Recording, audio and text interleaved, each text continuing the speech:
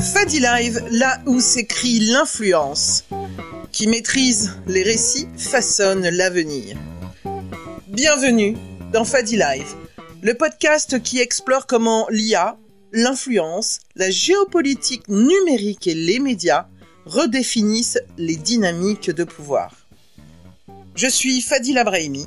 J'accompagne dirigeants et organisations à affirmer leur influence et à construire un leadership adapté aux enjeux numériques. Dans Fadi Live, nous décryptons les transformations du pouvoir à l'heure des IA, des algorithmes et de la guerre des récits. Experts, décideurs et citoyens confrontent leur vision en live. Et vous, où vous situez-vous dans ce monde en mutation ? Allez, abonnez-vous et rejoignez le débat.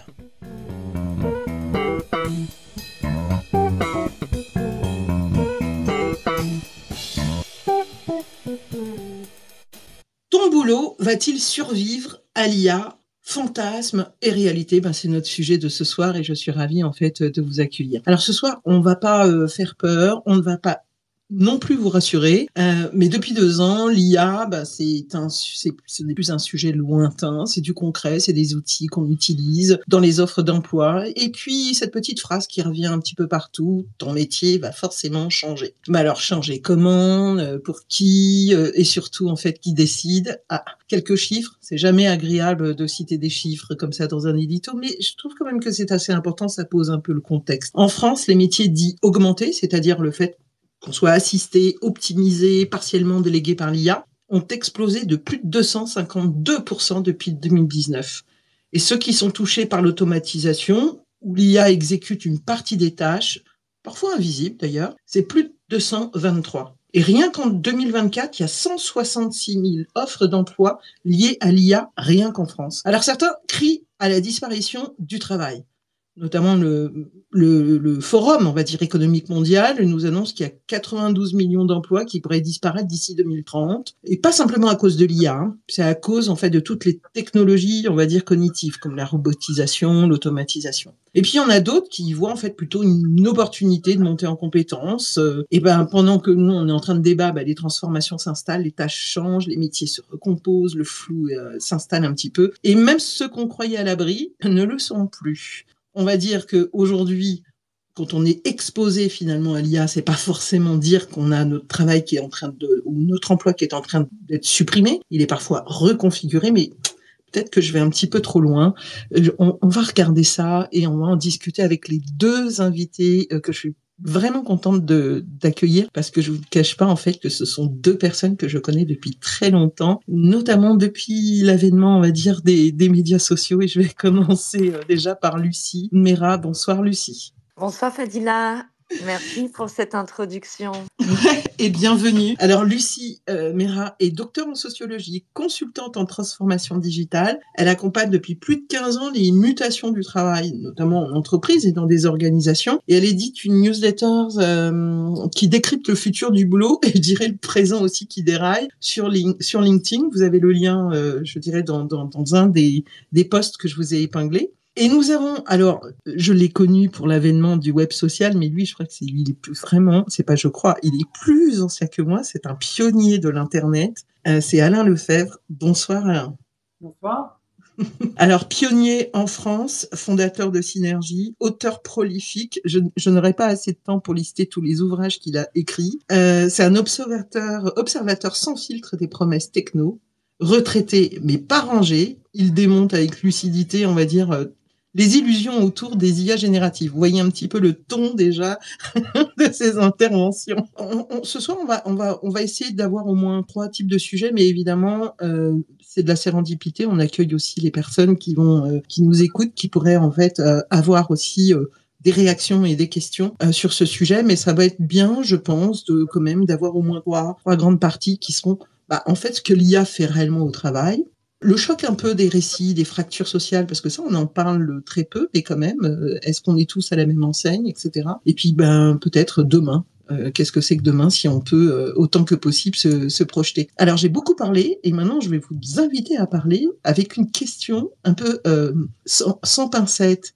La question qui tue de Fadi Live. Et si le vrai risque aujourd'hui, c'était pas vraiment l'IA, c'est pas vraiment que l'IA nous remplace, mais qu'elle est en fait finalement en train de redessiner le travail, et peut-être un petit peu sans nous, d'une manière assez vite, et qu'on n'a même pas cette capacité de pouvoir débattre collectivement. Est-ce que ça vous parle, ce que je suis en train de vous dire? Est-ce que Lucie, tu veux commencer? C'est pas que je vais te refiler la patate chaude, mais honneur aux dames. Tu as le droit Avec de... plaisir, avec plaisir. Tu as le droit de me dire ta question ne m'inspire pas du tout. Je dirais que tu mets le curseur tout de suite sur une approche assez philosophique et qui me semble tout à fait adaptée parce que ce qui se passe et ce qui se décide va impacter un peu tout le monde. Et ce serait bien que tout le monde soit au courant, en fait, évidemment, des enjeux, des tenants, des aboutissants. Cette approche-là, malgré tout, elle est compliquée à ce qu'elle soit complètement démocratique et ça avance à une telle vitesse que, on va dire, on peut nous déjà en débattre ce soir et en discuter et voir l'ensemble parce que les sujets qui touchent l'IA touchent l'emploi, le travail, mais évidemment, comment on rediscute en fait où est la valeur et l'apport de l'homme et sa relation par rapport à l'emploi ou au travail. Génial, d'ailleurs, on reviendra sur cette notion, pas pour être, je dirais, ennuyeux, mais cette distinction entre l'emploi et le travail. Moi, dans le titre, j'ai mis emploi, Oui. mais la vérité, c'est le travail qui est en train de changer. Mais bon, je m'avance un petit peu. Alain, peut-être une réaction? Oui, alors moi je dirais que le travail, l'emploi, le travail, c'est un peu comme le climat, c'est une vue de l'esprit d'imaginer que c'est fixe et que donc, par exemple, on s'étonne qu'il y ait du changement climatique. Le changement climatique, il y en a toujours eu et il y en aura encore. Et le travail, c'est pareil, le travail, ça change continuellement. Avant même l'IA, par exemple, il y a 10 ans, 15 ans, on s'offusquait de voir que les frontières entre vie privée et vie professionnelle, par exemple, on emmenait du travail en week-end ou le soir, c'était une invasion qui était considérée comme scandaleuse à une certaine époque, et puis ça s'est banalisé. Donc, la notion d'évolution du travail, c'est en quelque sorte une tautologie, c'est-à-dire que, bah oui, évidemment, ou plutôt un pléonasme. Je me mélange dans mes figures de style.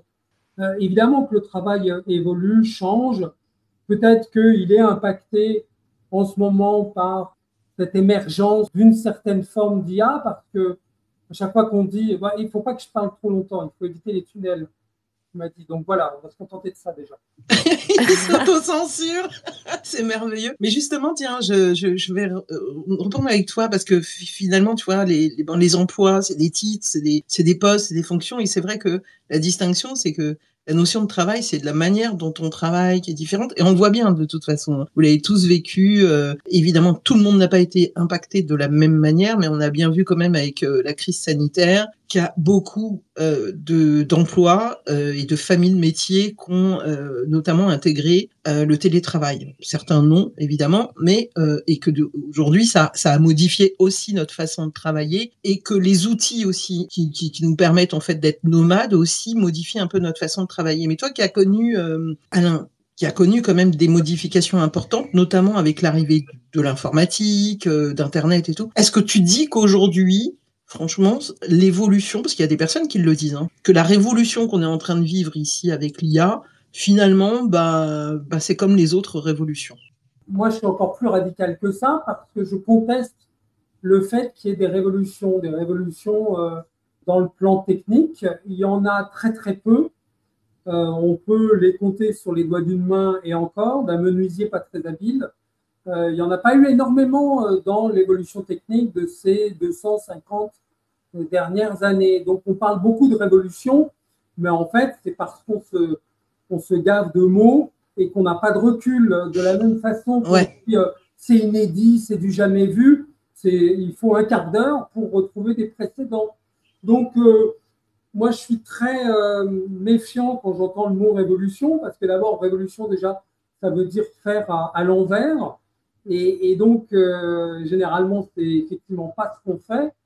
Donc, là-dessus, je suis très, très à contre-courant, en quelque Alors sorte. j'ai peut-être mal formulé ma question parce que je voulais pas voir en fait la révolution sur le plan technologique, j'ai bien compris, mais par rapport en fait à l'impact, tu veux, dans le travail. Tu peux pas dire aujourd'hui que l'arrivée par exemple des ordinateurs, de l'internet, etc. n'ont pas eu un impact dans notre façon de travailler.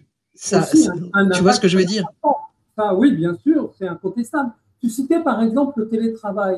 Moi, le télétravail, j'ai été surpris qu'il mette autant de temps à arriver parce que moi, je le pratiquais dès 2003.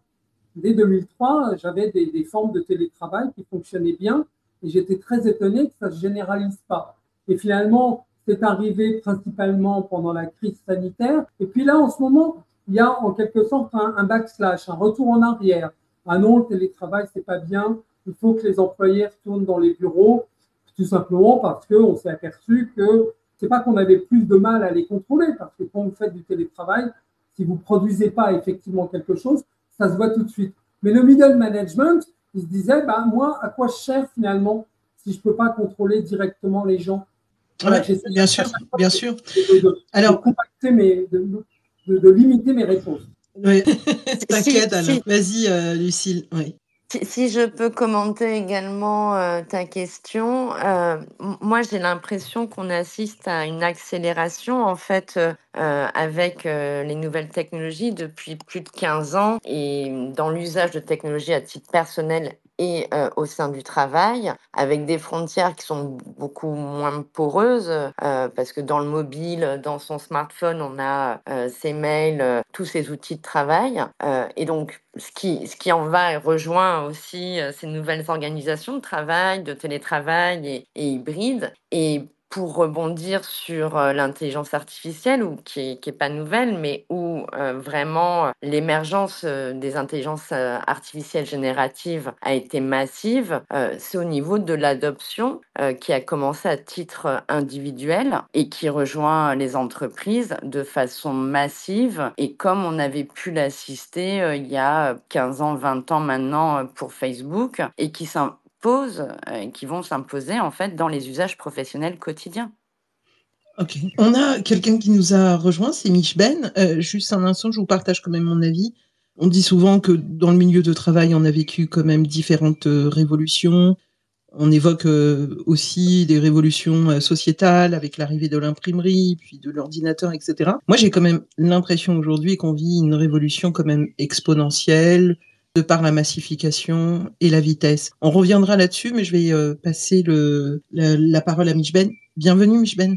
Oui, bonsoir à vous. Merci pour cet accueil. Et le sujet est très intéressant. Merci Fadila. Moi, je voulais juste vous partager un peu mon expérience avec l'IA depuis que je connais l'IA. Et ouais, effectivement, il y a beaucoup de boulot en fait qui vont s'estomper et qui commencent déjà.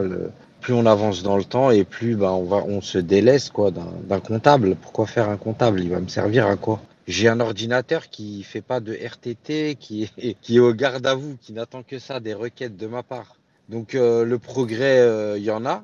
À quel coût, je sais pas à quel prix, puisque ça va mettre beaucoup de gens sur le carreau. Et je me suis permis de d'épingler Fadila, hein, tu pourras le supprimer si tu veux. Problème? Une évolution en fait, une évolution de l'IA. Donc on est en quelle année? Il y a 3 ans qui séparent ces deux vidéos. Donc il y a une vidéo où la personne a demandé de faire une vidéo où Will Smith doit manger, je crois, des pâtes. Donc on voit la qualité, on voit ce que c'est. Et en avril 2025, sûrement le même prompt, donc la même commande, mais avec une vidéo, je sais pas hein, pour vous, mais très qualitatif.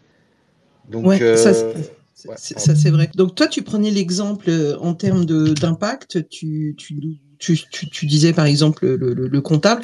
Juste question précise, hein, si tu veux pas y répondre, je comprendrai. Tu es à ton compte, c'est ça? Là actuellement, je suis à mon compte, mais l'IA, je l'utilise pas forcément. Oui, oui. Non, Juste, mais ouais. quand tu dis Dis-moi. aujourd'hui, par exemple, il y a l'IA, parce qu'on est vraiment dans finalement un point centrale qui est dans la bouche de tout le monde, hein. C'est qu'est-ce que l'IA aujourd'hui, quel est son impact, on va dire, concret. Et donc pour toi, en fait, aujourd'hui, il y a un certain nombre, par exemple, de prestations de services que tu déléguais auparavant et qu'aujourd'hui tu estimes que tu n'en as plus besoin parce que tu peux finalement le faire tout seul grâce à l'IA. C'est ça, grosso modo. Ouais, grosso modo, c'est ça, ouais. Ouais. Donc ça c'est un impact quand même assez concret. Et c'est vrai que tout à l'heure j'ai donné des chiffres.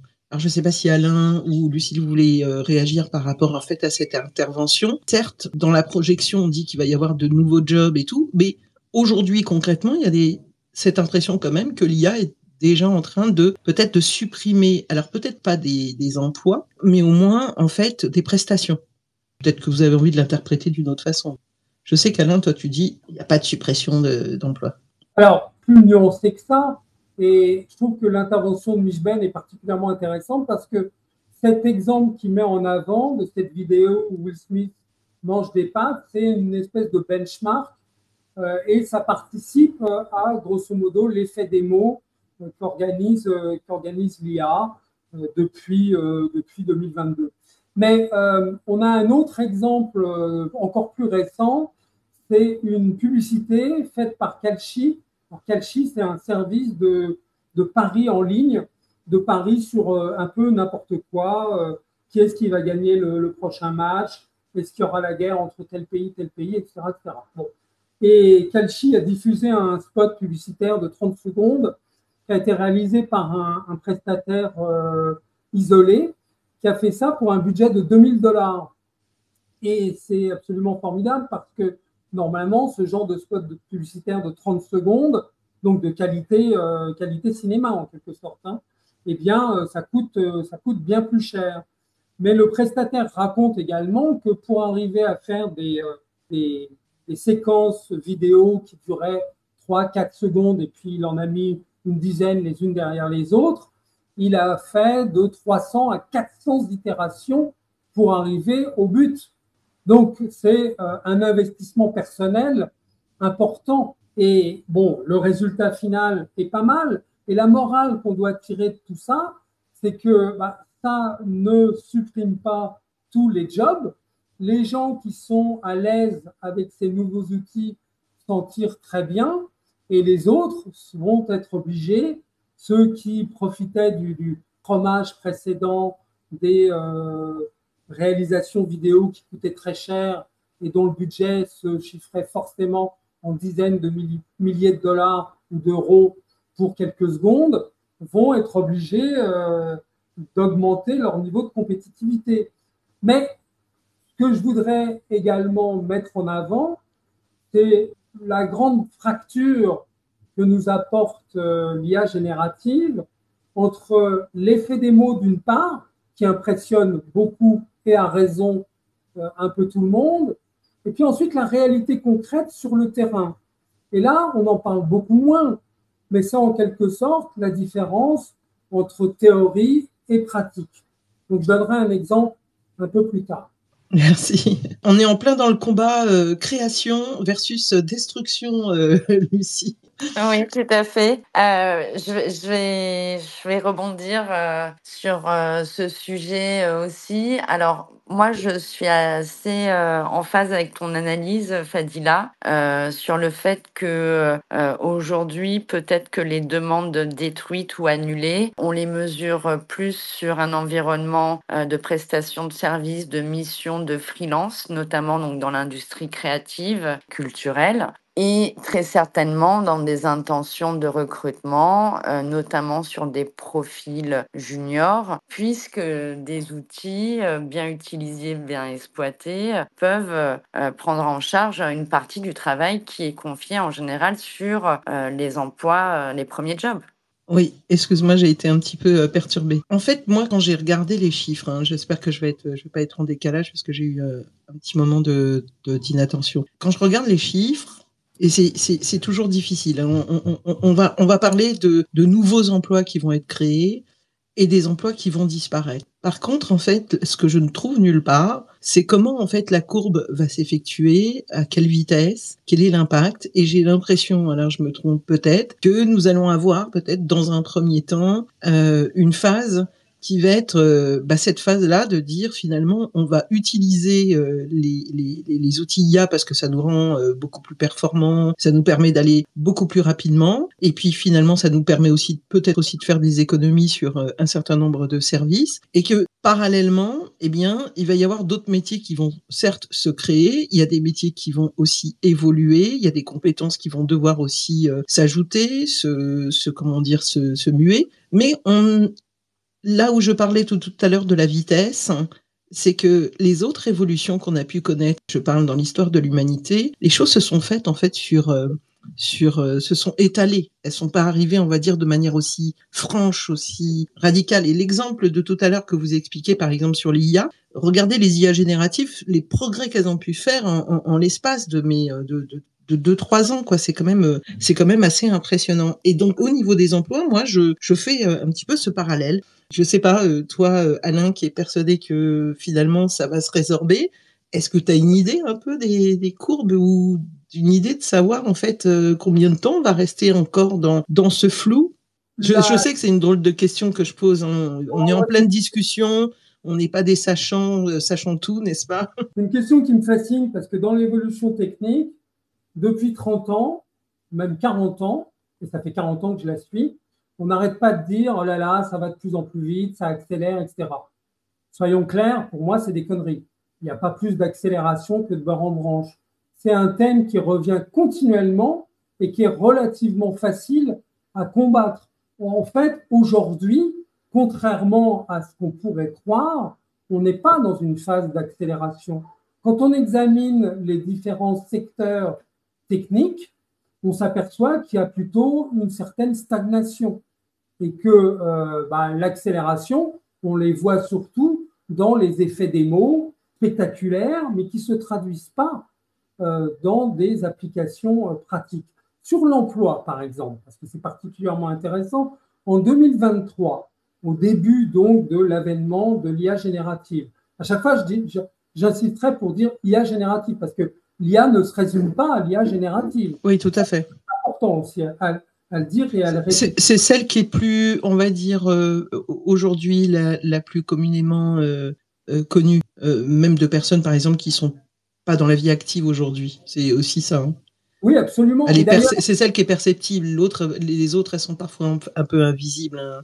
Et d'ailleurs, la nouveauté principale, l'innovation principale apportée par ChatGPT, c'était principalement la partie chat.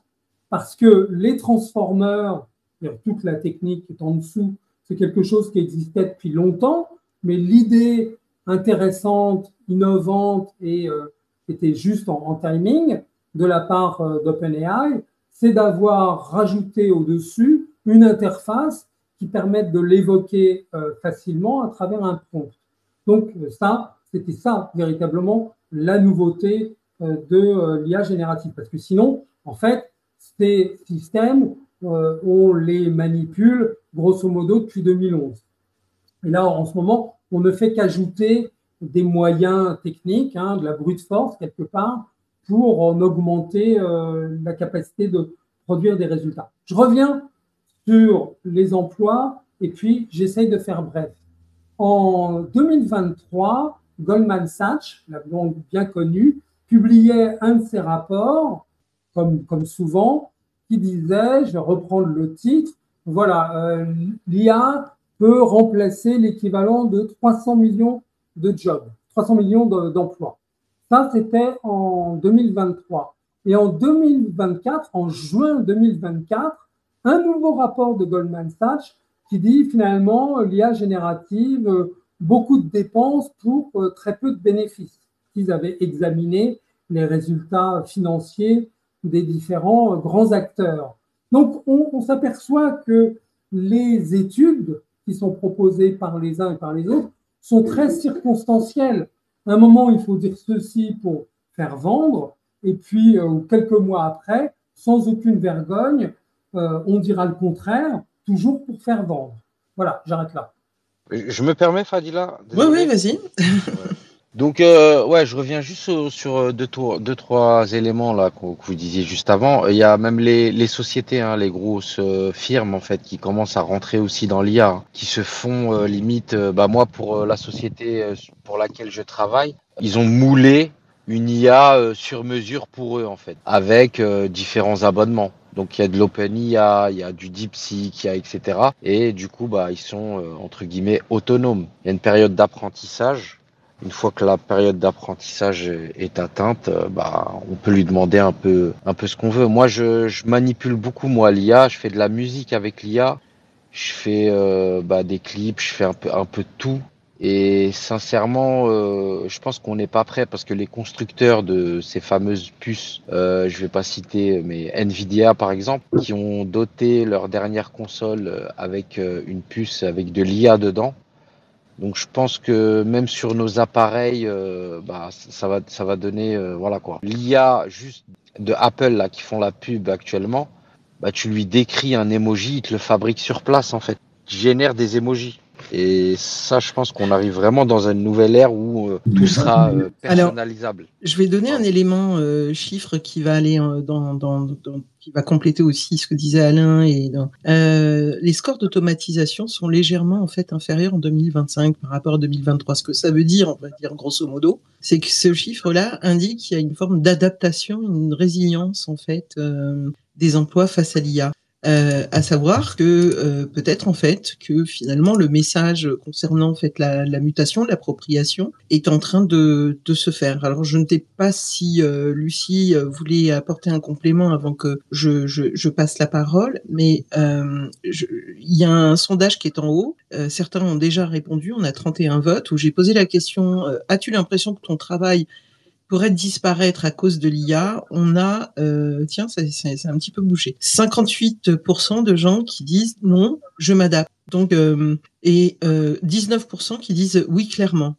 Mais on a quand même 16% de gens aujourd'hui qui ne savent pas et qui sont un peu flous. On va voir si le chiffre va évoluer au cours du live.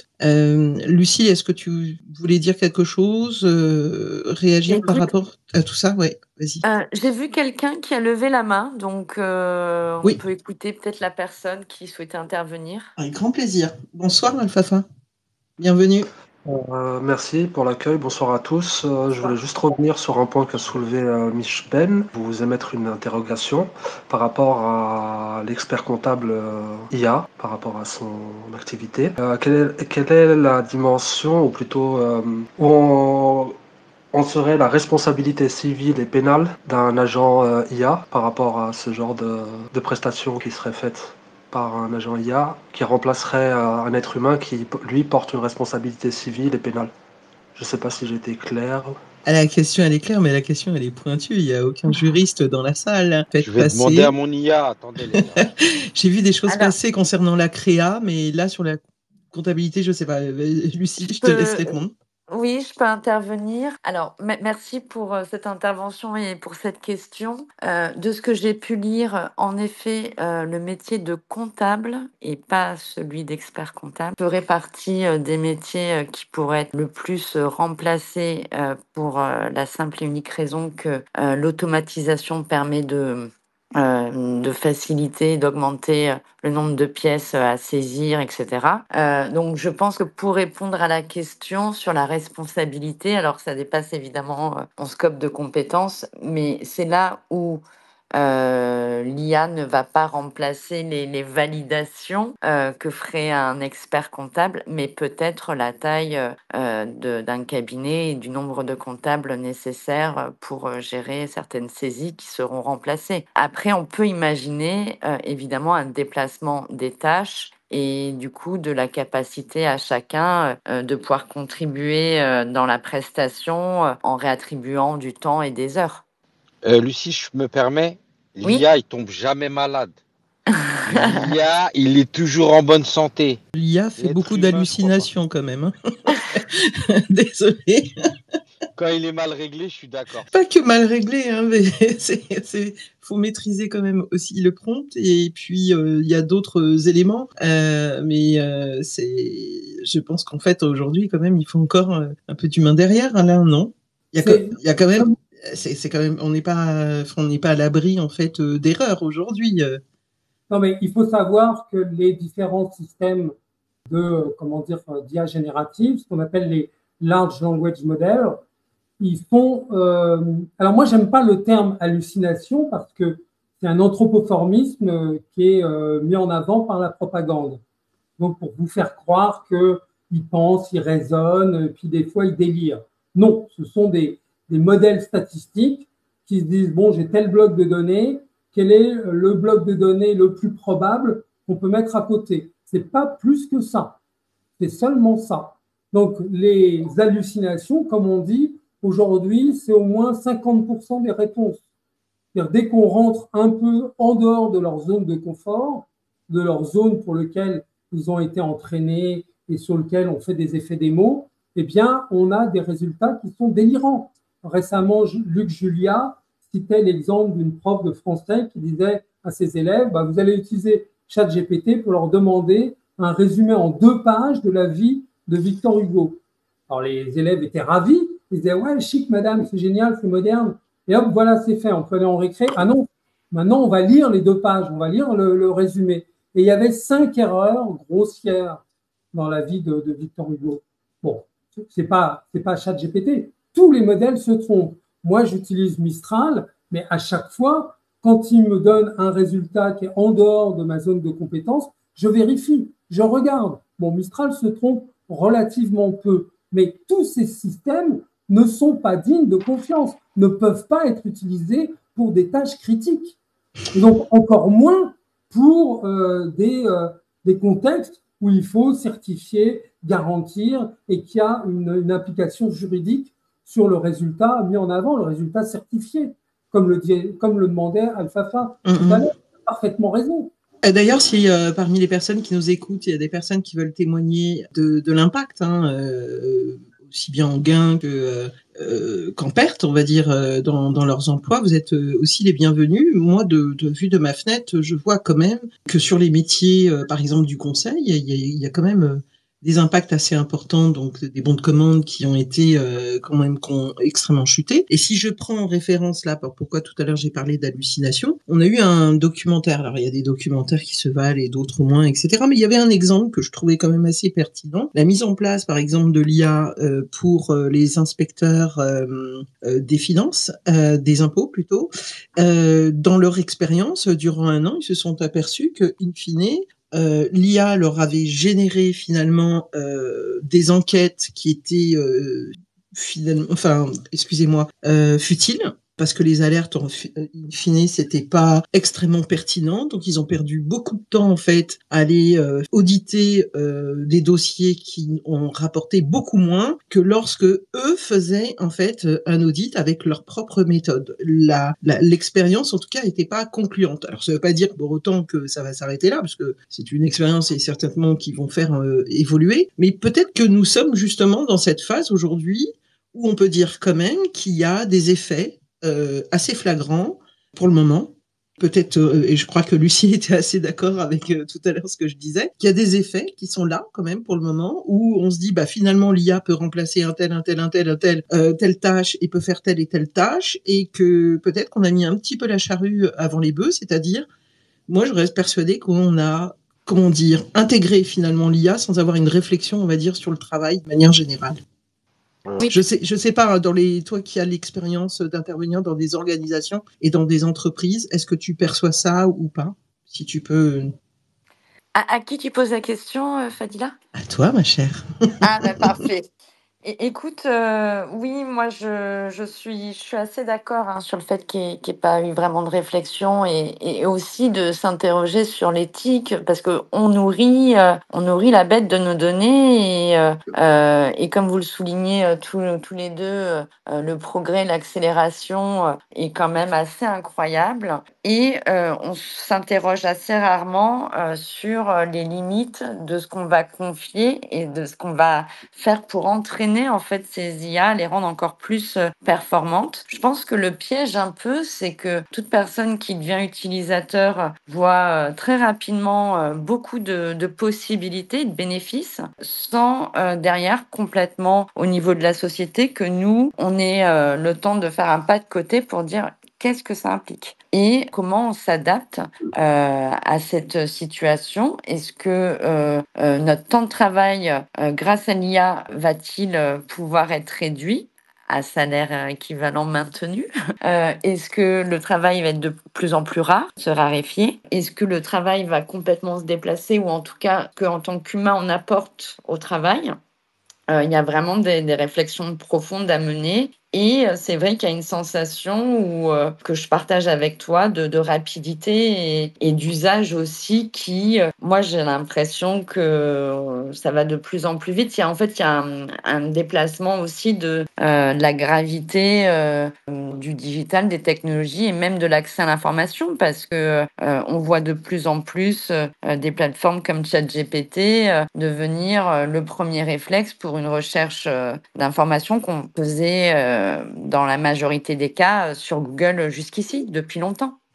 Et d'ailleurs, quand on se pose des questions, notamment sur le travail, je vais passer la parole à 2 autres personnes qui nous ont rejoints, mais je vois qu'il y a aussi Emmanuel Parodi qui est avec nous ce soir s'il souhaite intervenir, parce qu'il connaît quand même très très bien aussi le milieu de la presse.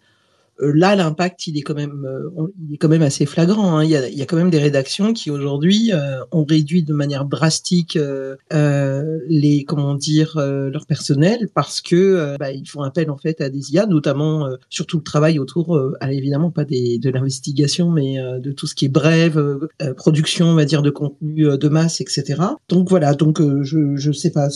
Juste, je rappelle pour toutes celles et ceux qui viennent de nous rejoindre, et je vous remercie beaucoup de nous écouter, nous sommes avec Lucie Méra, qui est docteure en sociologie, elle est experte des usages numériques et consultante en transformation digitale depuis plus de 15 ans, et nous avons aussi avec nous Alain Lefebvre, pionnier du web, de l'Internet et des réseaux sociaux en France, auteur, blogueur, observateur techno. Nous avons été rejoints par Kawa Kawa, et puis ensuite Liam Fortil. Kawa Kawa, bonsoir et bienvenue. Bonsoir. Du coup, moi, je voulais apporter un peu de contradiction, surtout à Michben, qui a dit que du coup, l'IA tombe jamais malade.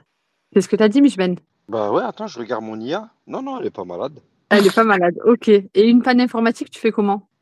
Panne informatique. Je Ça vois pas arrive. c'est. Il sait pas ce que c'est. Ah non, je vois pas en fait. En fait, aujourd'hui, il y a des solutions en fait où on peut, l'IAM, il va vous expliquer, vu que c'est son domaine, de créer, de faire une IA en local en fait, sans qu'elle soit forcément connectée à Internet.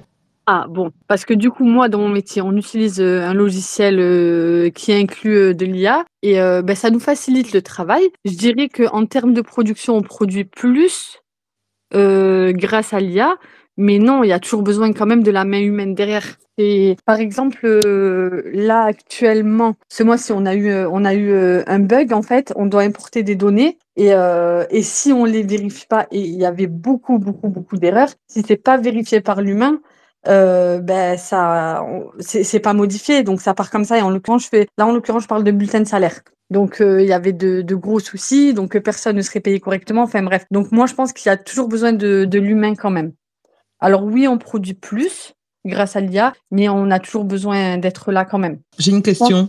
Si vous Oui. produisez plus, est-ce que vous avez noté, les uns les autres, vous pouvez réagir et même en message, je lirai et je ferai passer aussi vos questions ou vos réactions. Est-ce que finalement, le fait de produire plus vous donne pas envie finalement d'alourdir votre to-do list et votre charge de travail au quotidien? Moi, je pense aussi à cet impact-là. Est-ce que ma question elle est claire? Non, j'ai pas bien compris la question. Hein. Si vous pouvez reformuler. Le fait d'être aidé par l'IA et de produire davantage, est-ce que finalement vous n'avez pas augmenté votre charge de travail au quotidien? Ah non, totalement, on nous demande de produire plus, clairement, mais voilà. dans le même temps. Bah oui. Et c'est faisable, et c'est beaucoup plus facile aussi. On va pas se mentir. C'est faisable parce qu'on perd moins de temps. D'accord. Donc oui, on produit beaucoup plus. Alors après, oui, l'inconvénient, c'est que effectivement, en termes de travail, là où on aurait pu embaucher 2 ou 3 personnes en plus, il n'y a pas eu besoin parce que parce qu'on produit plus nous-mêmes. Donc ouais, peut-être que oui, en termes d'emploi, ça peut changer quelque chose, je pense. Ok, Mais il y aura quand même toujours besoin de l'humain. pour le moment.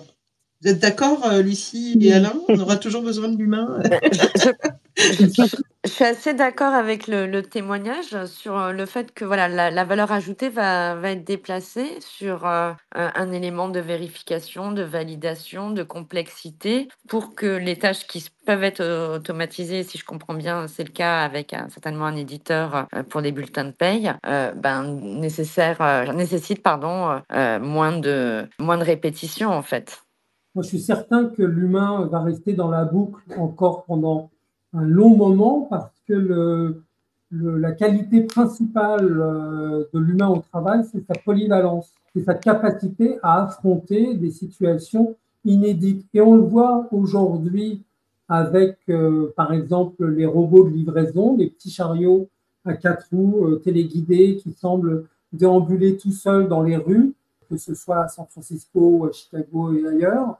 En fait, ils ne sont pas complètement autonomes. Ils sont autonomes tant que c'est facile. Et puis quand ils arrivent à un croisement ou qu'il y a la moindre question qui dépasse leurs données d'entraînement, bang, ils passent la main à un opérateur qui va les piloter et qui va leur dire, bon, bah là, tu traverses au moment où le feu passe au rouge, ou que sais-je, ce genre de choses. Mais fondamentalement, c'est ça, le grand avantage de l'être humain. Et alors, ça vient en contradiction avec le grand changement apporté par Taylor, le taylorisme au début du siècle, avec le fordisme qui a suivi et ainsi de suite, où on mettait les gens dans une spécialité étroite. C'est-à-dire, tu vas visser tel boulon, tu vas souder telle barre et tu fais rien d'autre. Et tu restes là, tu bouges pas, c'est la chaîne qui se déplace devant toi. Et donc, on a été marqué par cette évolution qu'on a vu, y compris au cinéma, par exemple, les temps modernes de Charlie Chaplin. Mais aujourd'hui, on s'aperçoit que le principal avantage de l'humain face à la machine, c'est sa polyvalence, c'est de faire des tâches différentes et des tâches surtout pour lesquelles il a eu pas ou peu d'entraînement. La machine n'est capable de procéder à une tâche que si elle a été soit programmée, soit entraînée.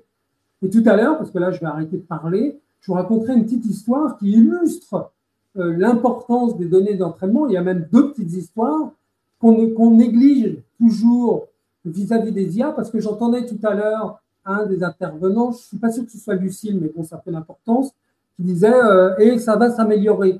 Non, ça c'est un postulat généraliste qu'on entend tout le temps en disant oh là là, vous vous rendez compte où est-ce que ça en est aujourd'hui, et ça ne peut que s'améliorer. Mais c'est pas vrai. Il y a d'autres scénarios qui montrent qu'au contraire, les performances de ces systèmes peuvent se dégrader, voire s'effondrer.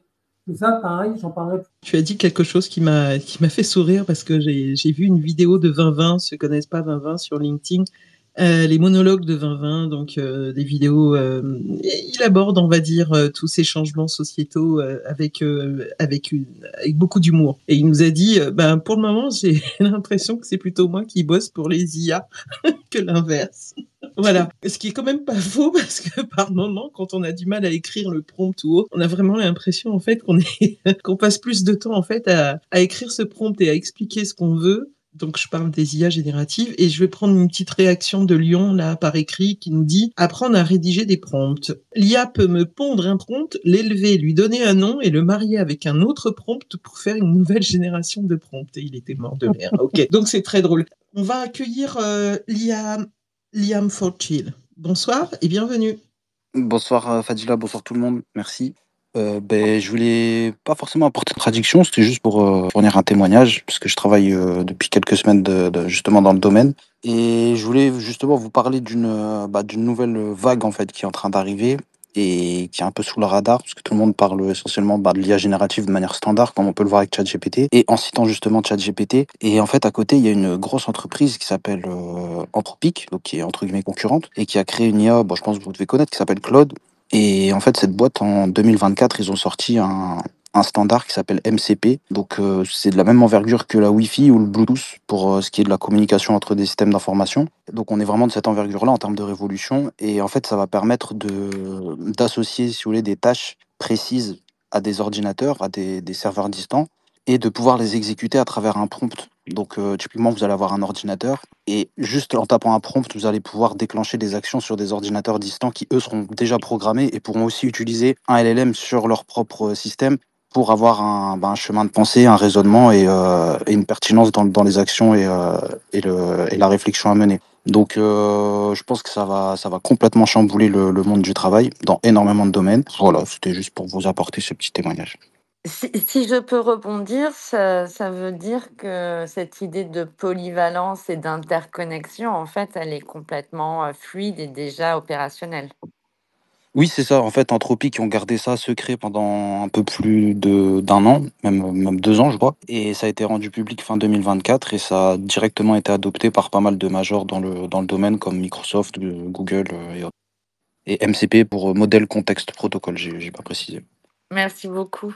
En forme de teaser, parce que j'ai sollicité Emmanuel Parodi tout à l'heure et il nous a enfin rejoint. Bonsoir Emmanuel. Hello, tu entends là Bonsoir. correctement? Parfaitement. Alors je rappelle. Bonjour à tous. Emmanuel est un habitué en fait des Fadi Live et consultant, journaliste et donc spécialiste également de l'économie des médias, membre du Geste, tout ça pour vous dire simplement qu'il sait de quoi il parle et donc il a fait une interview récente que je viens de publier en bas, je vais l'épingler comme ça si vous voulez la retrouver et l'écouter ultérieurement, mais là on va l'écouter en live avec nous. Surtout que je participe au négo avec les plateformes IA pour justement discuter de la rémunération pour les éditeurs, etc. Ah ben voilà. Alors, j'ai entendu passer plein de questions, mais comme j'étais à vélo, je ne sais pas qui parlait en fait avant, mais j'étais super content parce que ce que l'ont dit les personnes avant, là, enfin les 3-4 personnes qui intervenaient, confirment en fait les retours d'expérience que tout le monde a sur le marché. Et je dois dire, dans la vidéo que j'ai faite, c'est exactement ce que je disais dans le domaine des médias. C'était par exemple ce que vient de dire le monsieur, c'est-à-dire que dans les hallucinations, non seulement le feedback en fait de toutes les expériences de marché, c'est que ça marche pas bien.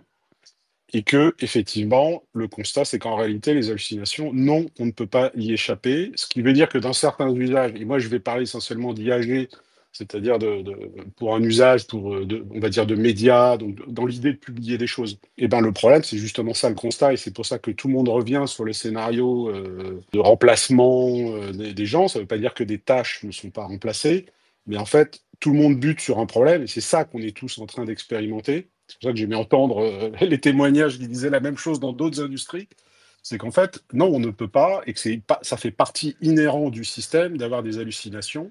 Ce qui veut dire que des gens comme Luc Julia, que j'ai vu, nous disent, en fait, vous êtes fous, vous êtes totalement fous d'utiliser les IA génératives pour des choses pour lesquelles elles ne sont pas faites. Sous-entendu, si vous vous mettez à remplacer les journalistes pour que l'IA génère toute seule des articles, donc on parle bien de remplacement, hein, et ben, le constat, c'est que non, c'est beaucoup trop risqué, et tous les retours d'expérience, et là, vous voyez, j'étais à vélo, je reviens d'une discussion avec des éditeurs, il y en a encore qui me disaient la même chose.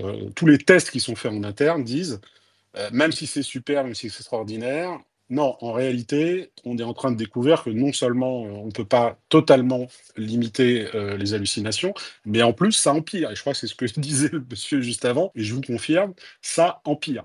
Plus vous utilisez, vous itérez sur l'IA, plus en fait, vous vous retrouvez dans des situations où ça se dégrade, la qualité se dégrade. Ce qui veut dire qu'il y a un problème industriel. C'est-à-dire qu'on se retrouve avec un problème industriel. Maintenant, moi, je parle pour l'IAG. Il y a d'autres usages industriels où ça ne pose pas du tout le même type de problème. Il y avait une question intéressante, parce que je pense que c'est un des points sur le risque juridique. Alors, moi, j'ai un élément de réponse, en tout cas, sur le domaine de l'IAG, pas nécessairement sur d'autres domaines industriels, mais je pense qu'en réalité, c'est la même chose. C'est que les plateformes d'IA, la question était très pertinente de dire, mais qui a la responsabilité juridique à partir du moment où vous exploitez finalement ce que vous dit l'IA? Et c'est très simple pour vérifier. Vous allez voir les CGU des plateformes, les conditions générales d'utilisation, et on a déjà vu apparaître discrètement au cours des derniers mois, elles ont toutes rajouté dans leur CGU l'idée que pour leurs utilisateurs et leurs clients, s'il y a un problème, c'est pour votre pomme. C'est-à-dire que la réponse, elle a pas duré, c'est-à-dire que quand on a commencé à comprendre que les hallucinations, on n'allait pas les résoudre, et quand dans le domaine des publications, vous êtes par exemple dans la santé, dans la finance, etc., le risque juridique de publication de choses qui seraient fausses, là, on rigole plus du tout. Et la réponse industrielle, ça a été de dire, finalement, quand vous signez, vous êtes client, vous avez acheté l'accès aux services, etc., il y a un petit alinéa qui dit c'est pour votre pomme, c'est vous qui êtes responsable. Et je pense que c'est pas très différent, ça va pas être très différent dans les autres domaines. Donc regardez, la réponse à la question, c'est regardez tout simplement dans les CGI, vous allez voir qu'il y a des choses qui ont été rajoutées. Et je pense que ce point est important parce que c'est ça en fait que beaucoup d'industries, même l'industrie, les plateformes n'ont pas anticipé. C'est-à-dire que le risque juridique de la publication, ça va être le principal frein. Parce que ça veut dire, par exemple, quand vous êtes éditeur de presse, vous arrivez donc immédiatement à la conclusion que non, vous ne pouvez pas vous permettre de laisser l'IA travailler. Et donc tout le monde est en train d'arriver à la conclusion que l'IA, c'est un bon assistant, mais il faut toujours que ce soit sous contrôle d'un humain qui va prendre la responsabilité. Après, je vais juste finir, puisque le sujet, c'est sur les agents IA. Pas les agents IA, c'est sur le remplacement des gens, et vous avez parlé des agents IA. Et là, je pense qu'il y a un truc intéressant à dire, c'est que les agents IA, ça n'existe pas. Les témoignages que vous avez donnés, c'est qu'au fond, c'est du code qu'on a fait pour vous, et on l'a fait sur mesure, le but étant de faire plusieurs tâches. Bon, je sais ce qu'est un agent IA, la définition exacte, il n'y a pas de souci. Et c'est l'idée des agents IA qui mène au remplacement, parce que si un job, c'est l'accumulation de plusieurs tâches et que ces tâches peuvent être faites par un agent IA, c'est là où on dit on peut remplacer les postes. Mais en fait, la manière de voir les agents IA, c'est parce qu'on imagine que c'est presque un truc qui existe, qui va être sur étagère, alors qu'en fait, c'est un pitch commercial, l'agent IA. C'est un pitch commercial. On est en train de se tromper, on est en train de croire que c'est un élément technique, alors que c'est un pitch commercial. Et ça, c'est super important. C'est-à-dire que le problème, c'est quand mettez-vous du côté des plateformes d'IA, vous vendez, là, tous, il y a ceux qui utilisent le chat, et puis si vous êtes en professionnel, j'imagine vous utilisez des API, etc. Ce qui veut dire que concrètement, ce qu'on achète, c'est des capacités de calcul, exactement comme IBM dans les années 70. Donc, en fait, on vend du cloud, on vend de la capacité de calcul qui est dans le cloud, donc c'est pas très drôle. En réalité, comme business, c'est pas drôle du tout, mais ça veut surtout dire que quand il s'agit de facturer, on va vous facturer des tokens, on va vous facturer finalement de la puissance de calcul. Sauf que ça, c'est pas une bonne idée du point de vue des plateformes, parce que la puissance de calcul, le coût, il va s'effondrer, il est déjà en train de s'effondrer. Ce qui veut dire que vous n'allez pas beaucoup marger à la fin, parce qu'en gros, vous fournissez un service qui est juste de fournir de la puissance de calcul, et le prix va dégringoler, donc c'est pas génial. Et c'est pour ça que l'astuce, et le point fondamental, et pour ça que c'est un pitch commercial, c'est de dire, si j'arrive à repackager et dire, je crée finalement du code qui fait des choses, c'est-à-dire qui donne des ordres à l'IA pour faire des choses et des tâches, et que ces tâches remplacent quelqu'un, le point fondamental, il n'est pas technique, il est commercial. C'est-à-dire que tout d'un coup, au lieu de vendre l'unité, je dirais, d'énergie et de calcul à 10 centimes, ça veut dire que tout d'un coup, je ne vais plus du tout me référer à ce que coûte d'utiliser l'agent IA. Par contre, si l'agent IA, je dis, ça remplace un comptable, tout d'un coup, commercialement, ça veut dire que tant que je suis en dessous du salaire du comptable, c'est rentable pour la boîte d'acheter l'IA dans une perspective de remplacer les gens. Donc, l'IA, les agents IA, en fait, c'est beaucoup une astuce commerciale pour vendre en réalité beaucoup plus cher, ce qui, par nature, n'est que de la puissance de calcul. Et donc, vous allez dire, en imaginant que le comptable, il est payé 3 000 euros, ça veut dire que tant que vous allez facturer l'agent IA jusqu'à 2 900 euros, là où ça vous aurait peut-être coûté 200 euros en puissance de calcul, en réalité, vous allez vendre le truc le plus haut possible, et c'est le salaire qui va servir de base. Et je finis juste là pour dire que c'est un discours d'investisseur, le remplacement des gens. Tout le monde sur le terrain est en train de découvrir qu'on ne peut pas remplacer les gens pour plein de raisons, à commencer par le problème de fiabilité de l'IA. En revanche, les investisseurs qui ont foutu des milliards dans les plateformes d'IA, eux, ils ont un problème de générer du chiffre d'affaires le plus vite possible, et donc de pitcher l'idée que si vous remplacez les gens, et d'ailleurs c'est la vérité, c'est les investisseurs, pour eux, ils ont même une unité de calcul qui permet de dire une IA, elle a tant de valeur parce qu'elle va remplacer X centaines de milliers de personnes. Voilà. Et eux ont intérêt à fonder le calcul sur l'idée d'abord du remplacement des postes, parce qu'ils vont fixer le tarif sur le fait que ça remplace des gens. Et c'est ça c'est un élément critique, si vous voulez, qui fait que ça justifie le discours de remplacement des gens. Je dis pas qu'il n'y aura pas de remplacement, etc. Mais en réalité, c'est un pitch commercial. C'est très trompeur. T'es factuel et t'as donné des éléments. Et puis alors en plus, non seulement tu as introduit une question que j'avais mis dans mon édito, je sais pas si tu avais assisté au début en disant mais quelque part à qui profite le crime d'une certaine manière, et tu as fait réagir. Alors donc je sais que JCW et Alphafa aussi ont levé la main, mais j'ai vu des réactions de personnes qui avaient l'air d'accord ou pas d'accord avec ton pitch. Alors du coup ça s'anime un petit peu, et donc je vais donner quand même la parole à des personnes qui veulent réagir sur ton propos. Alain, je crois que tu voulais réagir, et puis il y avait Liam Forchill aussi, et comme ça on a d'ailleurs un pouce en l'air et un pouce en bas. Je réagis très rapidement. Oui. D'abord pour dire que je suis à 100% d'accord avec l'intervention d'Emmanuel. J'ai absolument adoré tout ce qu'il a dit. Mais ce qu'il faut bien comprendre, c'est que actuellement, on est dans une nouvelle phase de la propagande en faveur de l'IA. Comme la propagande en faveur de l'AGI, c'est-à-dire l'intelligence générale, comme quoi une IA atteindrait le niveau d'intelligence générale d'un être humain, puis le dépasserait, etc. Ça, comme on n'y croit plus trop, et récemment, il y a des études qui sont sorties, qui ont montré que ces systèmes ne raisonnaient pas, ne pensaient pas, et s'effondraient dès qu'on leur demandait des tâches un petit peu complexes, comme par exemple de solutionner le jeu des tours de Hanoï, ou de jouer aux échecs contre une Atari 2600 qui date de 1977 quand même. Hein. Donc là, ils ont redimensionné leur propagande en disant, bon, bah, de toute façon, ça va menacer les jobs, pour faire peur aux gens, pour continuer à faire croire que l'IA est au centre de l'évolution technique actuelle. L'IA en fait partie, mais elle n'est pas aussi proéminente que ce que les promoteurs de l'IA veulent le dire. Voilà, pour le moment, je me contente de ça.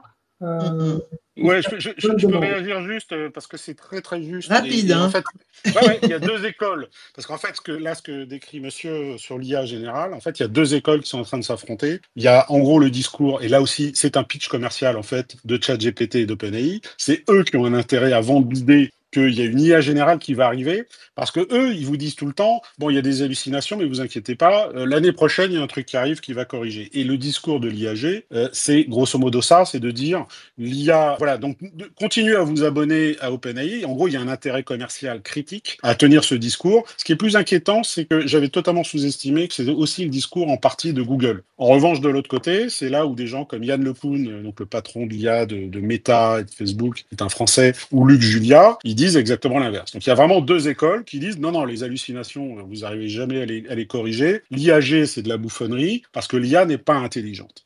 Et maintenant, je suis convaincu de cette théorie. En revanche, c'est le même débat. Ce débat, vous l'entendez, parce qu'il y a des structures qui ont un intérêt commercial à tenir ce discours, en particulier OpenAI, qui, en attendant, si vous voulez, vous n'allez pas investir dans une IA, je sais pas moi, secondaire, si OpenAI, ils arrivent à vous convaincre qu'il y a un truc mieux qui arrive dans ce...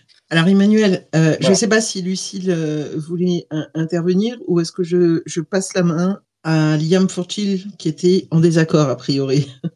Non, je t'en prie, Lucille. Je vois la main de Alphafa levée, je sais pas si c'est un bug. Oui. Non, il y a après, juste après, il y a JCW et Alphafa, mais j'ai voulu donner la parole quand même aux personnes qui souhaitaient réagir tout de suite en fait à ce que disait Emmanuel, parce qu'il avait quand même lancé un pavé dans la mare et sur une discussion qui est effectivement très intéressante en plus, parce que c'est un des cœurs du sujet, je pense.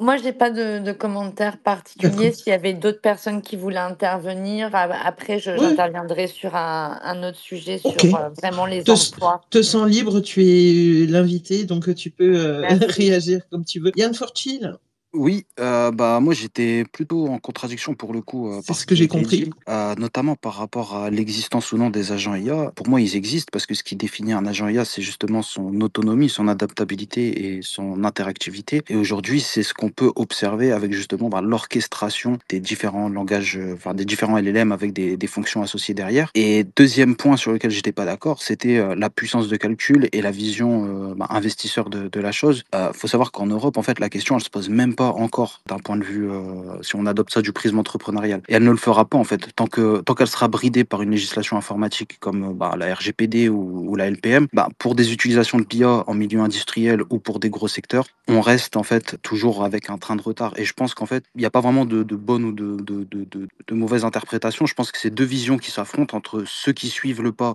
de manière organisationnelle en essayant d'adopter, ouais, voilà, j'ai plutôt adopter l'innovation à leurs usages et ceux qui créent l'innovation, comme OpenAI et Anthropic. Voilà. Oui, non, mais Emmanuel l'a dit quand même, qu'il a dit qu'il y avait deux visions qui s'opposaient. Hein. D'ailleurs, je réagis à des personnes qui ont commenté, et qui ont peut-être mal pris les choses ou en parlant de complot. Non, je pense qu'Emmanuel était en train de nous poser justement un diagnostic et le revers, et que peut-être que un revers est une voix qu'on entend très peu aussi. Ouais, non, il n'y a pas de souci à se dire, voilà, enfin, vous allez être remplacé, etc.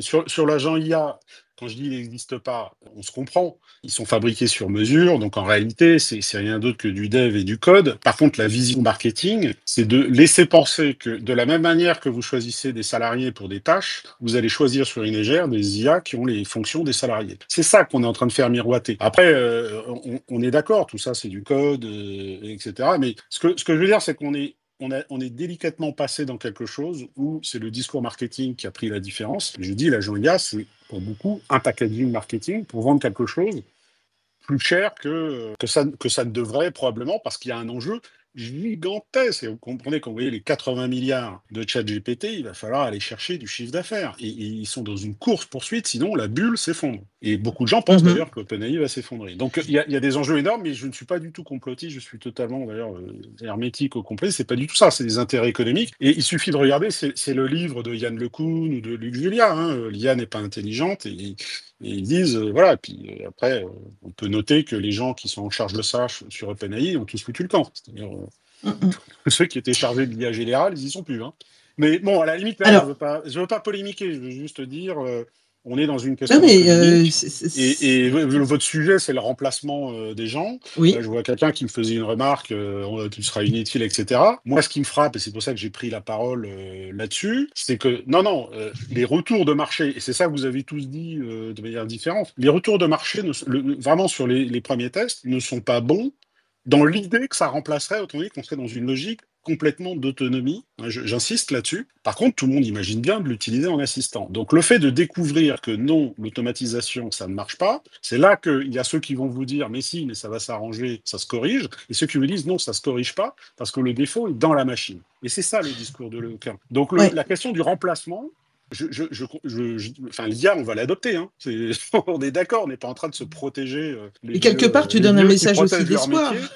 Mais absolument, c'est-à-dire qu'il va falloir le contrôler. Par contre, ce que je disais dans l'interview, mais ça c'est important pour les médias, c'est que ceux qui pensent que on va trouver un niveau de productivité énorme qui va sauver, parce que par exemple, vous allez produire 2 fois plus de contenu à coût constant, c'est ça qui est en train de s'effondrer, c'est cette idée-là. C'est-à-dire que l'idée qui est en train d'émerger partout, c'est que, OK, pour l'IA qui est assistant, c'est-à-dire que c'est ce que vous avez dit, vous allez améliorer la productivité. Emmanuel, je vais te demander ce que je vais faire. Ça veut dire qu'au final, c'est un gain qui est marginal, il peut être important, mais ça ne va pas être un changement complet de paradigme.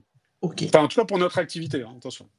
Merci beaucoup pour ton intervention. Tu vois que ça fait réagir. On a JCW et Alfafa qui attendaient depuis tout à l'heure.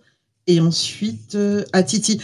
Pour chacun, je vous invite juste à être assez vigilant en évitant un peu les tunnels pour que la conversation circule. Et évidemment, vous êtes les bienvenus. JCW, bonsoir. Oui, bonsoir. J'espère que tout le monde va bien. Cependant, moi, je vais poser les questions aux invités. En quoi l'IA est censée être une plus-value pour le salarié, qu'il soit dans les professions libérales ou secteur industriel tertiaire? On va peut-être demander à Lucie si elle veut répondre à cette question, parce qu'on n'a pas entendu sa voix là depuis tout à l'heure. Avec plaisir, merci pour cette question. Alors, c'est extrêmement compliqué de répondre de façon générique parce que ça balaye énormément de métiers et de compétences. Je peux m'appuyer sur quelques exemples qui vont rejoindre à la fois l'exemple d'Emmanuel par rapport à l'univers des médias, si on fait un pas de côté sur la création de contenu, donc sur les activités de marketing, de communication ou autres au sein de l'entreprise ou d'ailleurs avec un statut, donc la question c'est juste les salariés ou des indépendants, sur le temps de production et des process qui peuvent être automatisés et du coup allégés. Si je me trompe pas, Fadila, tu le mentionnais également par rapport à l'activité de conseil. Je pense qu'il y a beaucoup de personnes qui travaillent dans tous, en fait, professions intellectuelles et prestations de services. Des avocats, d'ailleurs, récemment, j'ai parlé avec des avocats qui étaient extrêmement impactés. Vas-y, excuse-moi, je t'ai coupé. Alors, exactement, et c'est très bien parce que c'est un point sur lequel après j'aimerais bien commenter un graphique et des études que je voudrais vous partager. En fait, dès qu'on va s'appuyer sur des métiers où la connaissance va être disponible, accessible, simplifiée, digérée, on va avoir un digeste. Du coup, pour ce travail-là d'analyse, de compilation de données, de structuration d'idées, tous ces process-là sont accélérés, notamment juste avec ChatGPT ou équivalent. Et sur la création de contenu et visuel, c'est assez incroyable et on en parlait tout à l'heure. Donc en fait, il y a énormément de métiers où une partie, en fait, la vraie question, c'est combien de pourcents de mon activité, de mon métier peut être confié et délégué. Et du coup, est-ce que ce pourcentage-là, de temps que ça me libère, où est-ce que je peux le réaffecter? Est-ce que j'ai la possibilité de le réaffecter? De quelle manière? Et est-ce que la structure de mon organisation, de mon travail ou de ma collaboration peut être impactée dans l'avenir? Alain, vas-y, je vois que ton micro est ouvert. Alors, il y a une évolution qui est incontestable et qui est à bas bruit, mais qui est structurante, c'est qu'en ce moment, l'IA est utilisée, l'IA générative, est utilisée massivement, de plus en plus massivement, pour remplacer le search, c'est-à-dire la recherche sur Google qu'on faisait traditionnellement depuis le début des années 2000, est en train, pas tout à fait de disparaître ou de s'effondrer, mais d'être grignotée de façon très sensible par les outils d'IA générative, que ce soit ChatGPT, Claude, Mistral et autres, parce que justement, Google a beaucoup dégradé son service ces dernières années, et pas seulement la recherche, mais également YouTube, en forçant les utilisateurs à regarder des pubs, etc.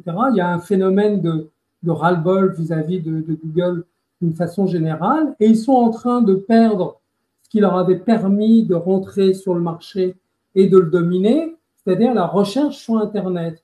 Aujourd'hui, on est de plus en plus nombreux à ne plus du tout utiliser les moteurs traditionnels, mais à utiliser les agents IA pour aller faire des recherches sur Internet, avoir des résumés de tel ou tel domaine, etc. Ça, c'est une évolution réelle, concrète, pratique, dont on ne parle pas beaucoup, mais par exemple, je l'ai quand même entendu ce soir, et qui est assez structurante, en tout cas pour le monde de l'Internet. Merci Alain. Alors, il est 22h15. Nous avons été rejoints par 4 autres intervenants. Je demande vraiment à tous, enfin toutes, tous et tous, d'être assez vigilants dans vos interventions, d'éviter en fait les tunnels.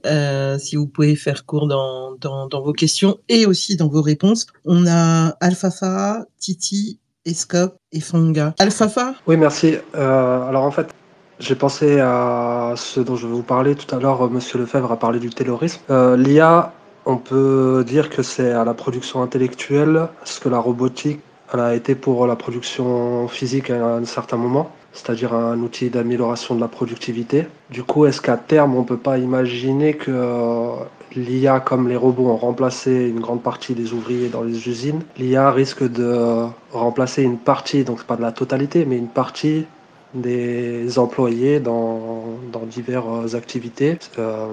Pour illustrer le propos, un entrepreneur dans, par exemple, le domaine du graphisme, qui embaucherait avant l'apparition de l'IA graphiste pour répondre à son activité, est-ce qu'il aurait peut-être besoin aujourd'hui plus que de 3 ou 4 graphistes accompagnés de l'IA et qui feraient le même travail et qui répondraient au même genre d'appel d'offres?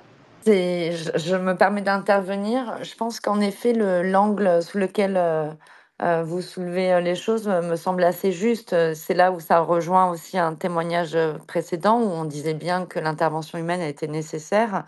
Ce que ça duplique, c'est en effet cette productivité et du coup cette capacité à pouvoir monter davantage en compétences ou en productivité avec un nombre de collaborateurs ou des équipes un peu plus réduites. Peut-être je peux présenter, donc j'ai lu une étude qui a été publiée en 2025 qui s'appelle Emploi et IA générative, panorama des travaux économiques existants. Ce qui est intéressant, c'est que c'est une étude qui compile, donc qui a été faite par l'UNEDIC, hein, donc on est lié on va dire au sujet de l'emploi et du chômage, et qui compile différentes études qui ont été faites sur différentes années, et notamment des rapports qui ont déjà été cités. Donc vous pouvez trouver, elle est en ligne et je pourrais partager les liens avec plaisir. Et un schéma qui peut justement intéresser les personnes qui nous écoutent, qui va résumer une distribution cumulative de l'emploi en fonction du risque d'automatisation. Et je rebondis sur la précédente intervention, sur le fait qu'en effet, cette fois-ci, on est vraiment sur un profil de métier dit col blanc, donc cadre ou manager ou profession intellectuelle, qui vont être directement concernés, contrairement à des métiers plus manuels où il y avait l'automatisation et la robotisation. Et donc, dans ce schéma, ce qui est intéressant, c'est en fonction du risque d'automatisation qui repose sur un métier, de voir quelles sont les typologies, les profils de métiers les plus concernés. Et donc, dans le métier le plus concerné, le plus susceptible donc d'être automatisé et qui peut avoir une incidence la plus forte, donc de façon graduelle, on a comptable au maximum, télévendeur, et donc on parlait des agents conversationnels et autres, donc le métier de télévendeur et qu'on retrouve déjà nous dans le chat, dans les échanges avec les applications et autres, le métier de secrétaire, donc tous les métiers aussi d'assistanat, hein. Et si on prend l'exemple des secrétaires médicales, avec l'usage de Doctolib et d'autres plateformes, on peut, j'imagine, déjà mesurer un certain impact sur le développement de ce type de profession. Puis suivent les cadres de la banque, les écrivains, les interprètes, les cadres de la communication, les journalistes, donc métier de l'information et de la communication, producteurs de contenu, les architectes, les graphistes, vous en parlez aussi, les juristes, on parlait des métiers du droit et des avocats, mais également médecins, musiciens, etc. Et voilà, je ne vais pas tout réciter, mais on retrouve la même logique qu'avec le Covid, c'est-à-dire à la fin de la chaîne, les métiers les plus en contact, aide ménagère, aide à la personne, qui font intervenir de l'humain, sont les moins directement menacés sur ce sujet. Merci pour ce point, Lucie. C'était bien de pouvoir le faire en fonction des métiers. On va, Titi, bonsoir et bienvenue. Merci pour votre patience. Non, il n'y a pas de mal. En fait, moi, j'avais des sujets un peu différents parce que, bon, l'IA, moi, j'appelle ça vulgairement de la branlette commerciale pour l'instant. On vend beaucoup de choses autour de ça, mais au final, il en sort très Je me peu désengage. Je plaisante. Non, mais sincèrement, c'est entre ce qu'on entend et ce qu'on fait. Bon, moi, je suis manager de transition, je travaille sur des conceptions d'usines, des industries 4.0, de l'info-indus, la robotique, l'automatisation, tout ça. Et encore plein d'autres métiers. L'IA, j'en fais à titre perso depuis 7-8 mois.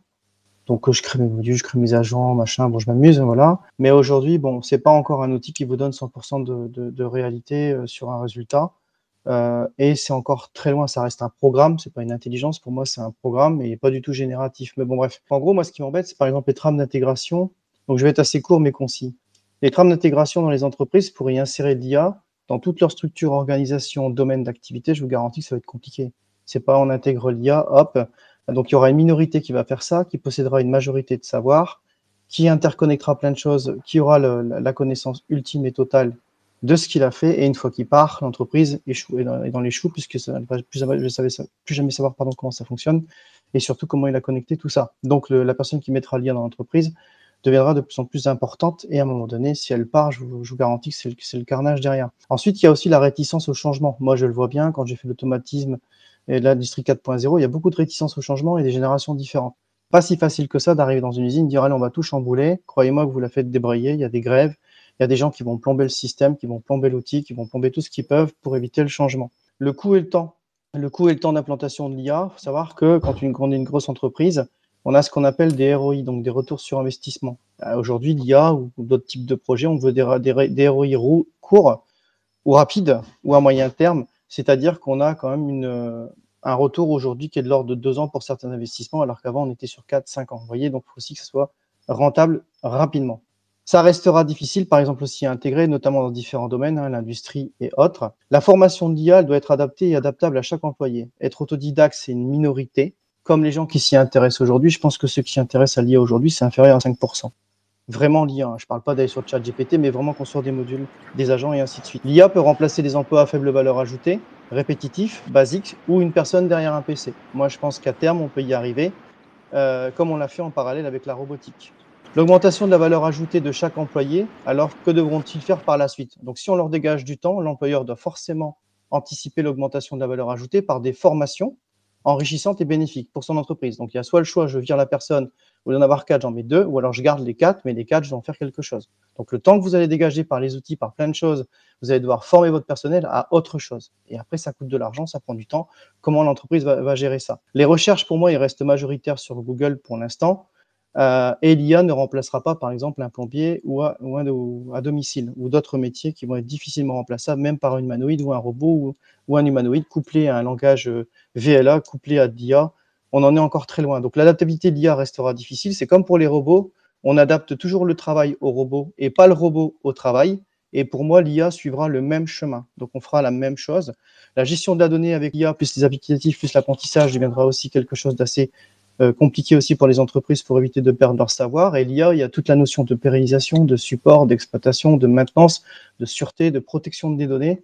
Et de faire progresser ça gratuitement pour ChatGPT en l'utilisant au quotidien avec $20 par mois, au final, ils finissent par piquer vos idées, puis qu'est-ce que vous faites avec, et le vendre beaucoup plus cher à d'autres. Donc la réflexion finale, c'est attention également à ne pas remplacer sa réflexion biologique par une réflexion numérique et de finir dans la caverne de Platon numérique. Voilà pour moi. Eh ben, je suis épatée parce que en plus c'est très riche. L'intervention est très riche et je pense que il y avait une résonance avec l'intervention aussi d'Emmanuel tout à l'heure. Mais de ce que ont pu dire aussi Lucie et Alain, je reviendrai sur 2-3 points tout à l'heure aussi sur la fracture sociale parce que Lucie a parlé aussi des impacts qui étaient évidemment différents suivant en fait les familles de métiers. Mais je vais laisser Alain, Lucie, Emmanuel réagir à ces courses, s'il vous plaît, les amis. Je vous rappelle juste, pour tous celles et ceux qui nous ont rejoints, que Lucie est docteur en sociologie et consultante en transformation digitale depuis 15 ans. Alain Lefebvre, qui est un pionnier de l'Internet, auteur, blogueur, et nous avons aussi la joie d'avoir été rejoint par Emmanuel Parodi, qui vient très souvent aussi dans les spaces en tant que journaliste, mais pas que, il est membre aussi du GEST et donc spécialiste aussi de l'économie des médias, qui veut apporter un élément très brièvement sur l'intervention très très riche de Titi. Il y avait beaucoup d'éléments dans ce qu'il a pu dire. Rapidement, d'abord bravo Titi, c'est très bien. Je le vois plus d'ailleurs. Revenons sur, par exemple, l'aspect robot. Quand Boston Dynamics a commencé à faire ses démos très impressionnantes, là encore, l'effet démo, on a parlé de révolution, c'est-à-dire dans 10 ans, les robots humanoïdes seront partout dans les entreprises. Et on voit beaucoup d'effets démos, de robots qui plient du linge, qui portent des cartons, etc., etc. Et en fait, non, c'est beaucoup plus difficile que ça à mettre en œuvre. Les robots ne sont pas autonomes, les robots ne sont pas polyvalents et pour le moment, ils coûtent très cher et ils n'apportent pas grand-chose à part de participer toujours plus à la propagande que la tech a une solution pour tout. Hein, c'est une forme de solutionnisme et qui ne résiste pas à l'examen. Donc j'arrête là. Quand tu me redonneras la parole tout à l'heure, je déroulerai rapidement les différents scénarios qui peuvent, en dehors même de la bulle financière, on sait comment finissent les bulles, provoquer un effondrement des systèmes d'IA générative généralistes.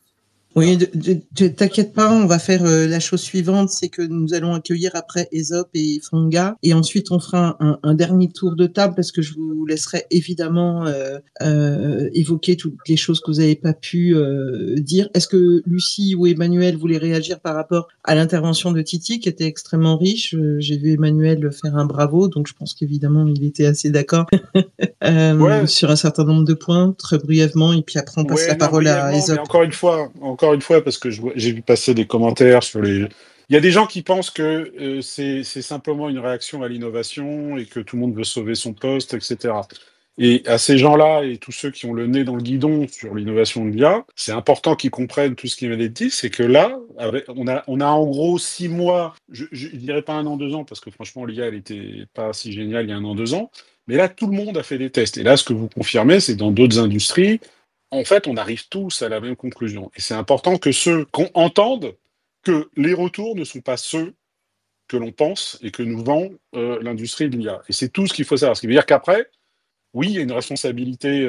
Donc, c'est-à-dire implanter n'importe comment l'IA, ça n'est pas possible. Et c'est-à-dire qu'il va falloir se calmer, il va falloir effectivement prendre le temps. Et il faut juste que ceux qui pensent que voilà, c'est l'IA est la solution à tout. Non, ça marche pas comme ça. Et surtout, entendre que ça ne marche pas aussi bien que ça. C'est-à-dire qu'il y a un problème industriel qui est en train de se dessiner. Et voilà, donc c'est le message.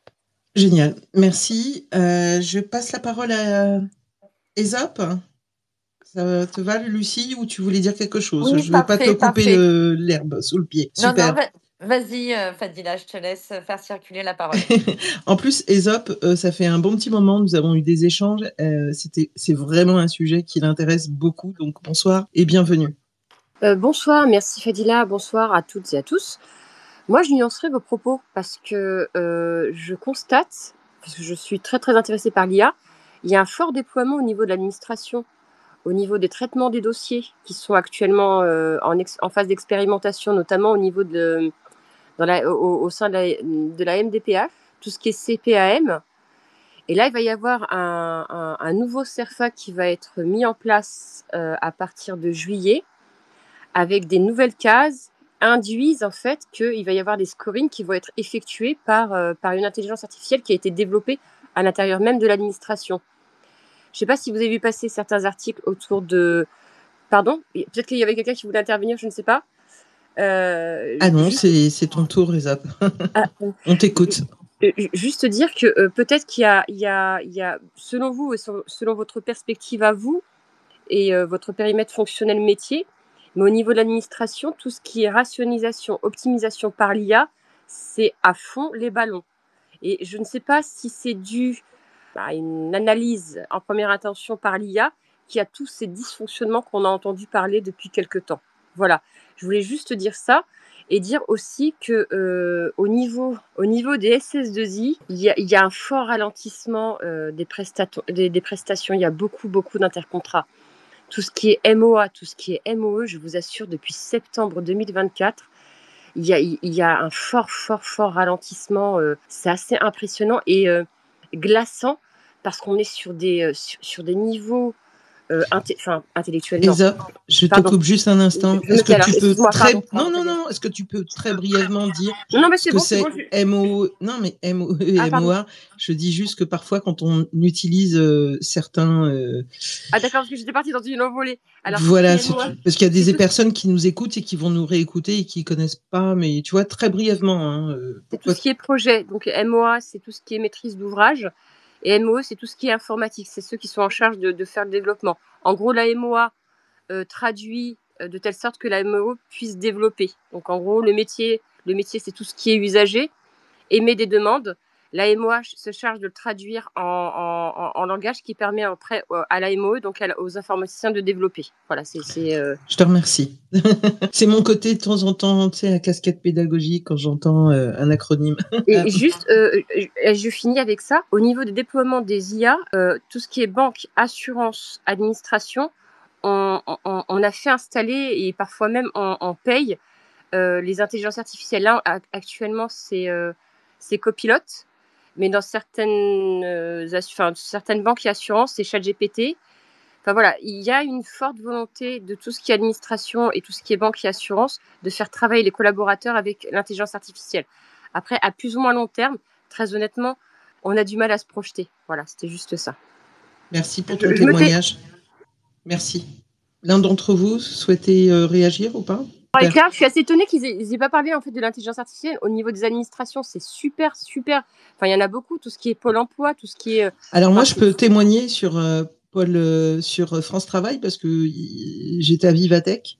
D'ailleurs, si Titi est toujours en écoute, à Vivatech, il y a Clever Cloud qui a développé un produit, je ne suis pas payée pour le dire, hein, même si ce sont des amis, qui s'appelle, c'est vrai que là je reviens sur un truc de tout à l'heure, mais quand même, Clever IA, et en fait, ils ont développé en fait une IA dite collaborative, un petit peu si vous voulez, dans chaque itération que vous pouvez avoir ou échange sur chaque chat, on peut ajouter en fait des collaborateurs justement pour qu'il y ait une traçabilité. Donc je pense qu'il y a des choses qui évoluent aussi dans ce sens. Et concernant France Travail, actuellement ils ont intégré l'IA sur, moi j'ai vu que 2 choses. Un, le chat IA qui permet aux agents de pouvoir retrouver beaucoup plus facilement, je vais un petit peu vulgariser, une sorte de moteur de recherche avancé, ultra performant grâce à une IA. D'accord, pour qu'ils retrouvent en fait les documentaires. Et il y a l'autre, c'est le match IA qui permet en fait aux agents qui sont en relation avec les entreprises et donc qui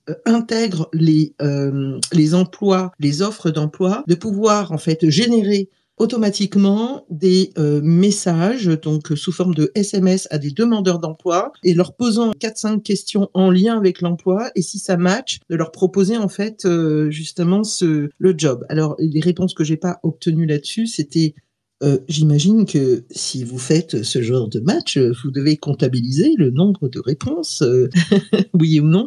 Ils m'ont dit non, pas du tout, c'est 2 équipes différentes. Bon, alors donc il y a des choses en fait encore à creuser, mais effectivement, c'est en place. Bon, j'espère que j'ai pas été trop longue. Lucie, Alain ou Emmanuel, est-ce que vous vouliez réagir par rapport au témoignage de Esa? Un témoignage, mais de l'exemple des problèmes qui se posent dans l'administration.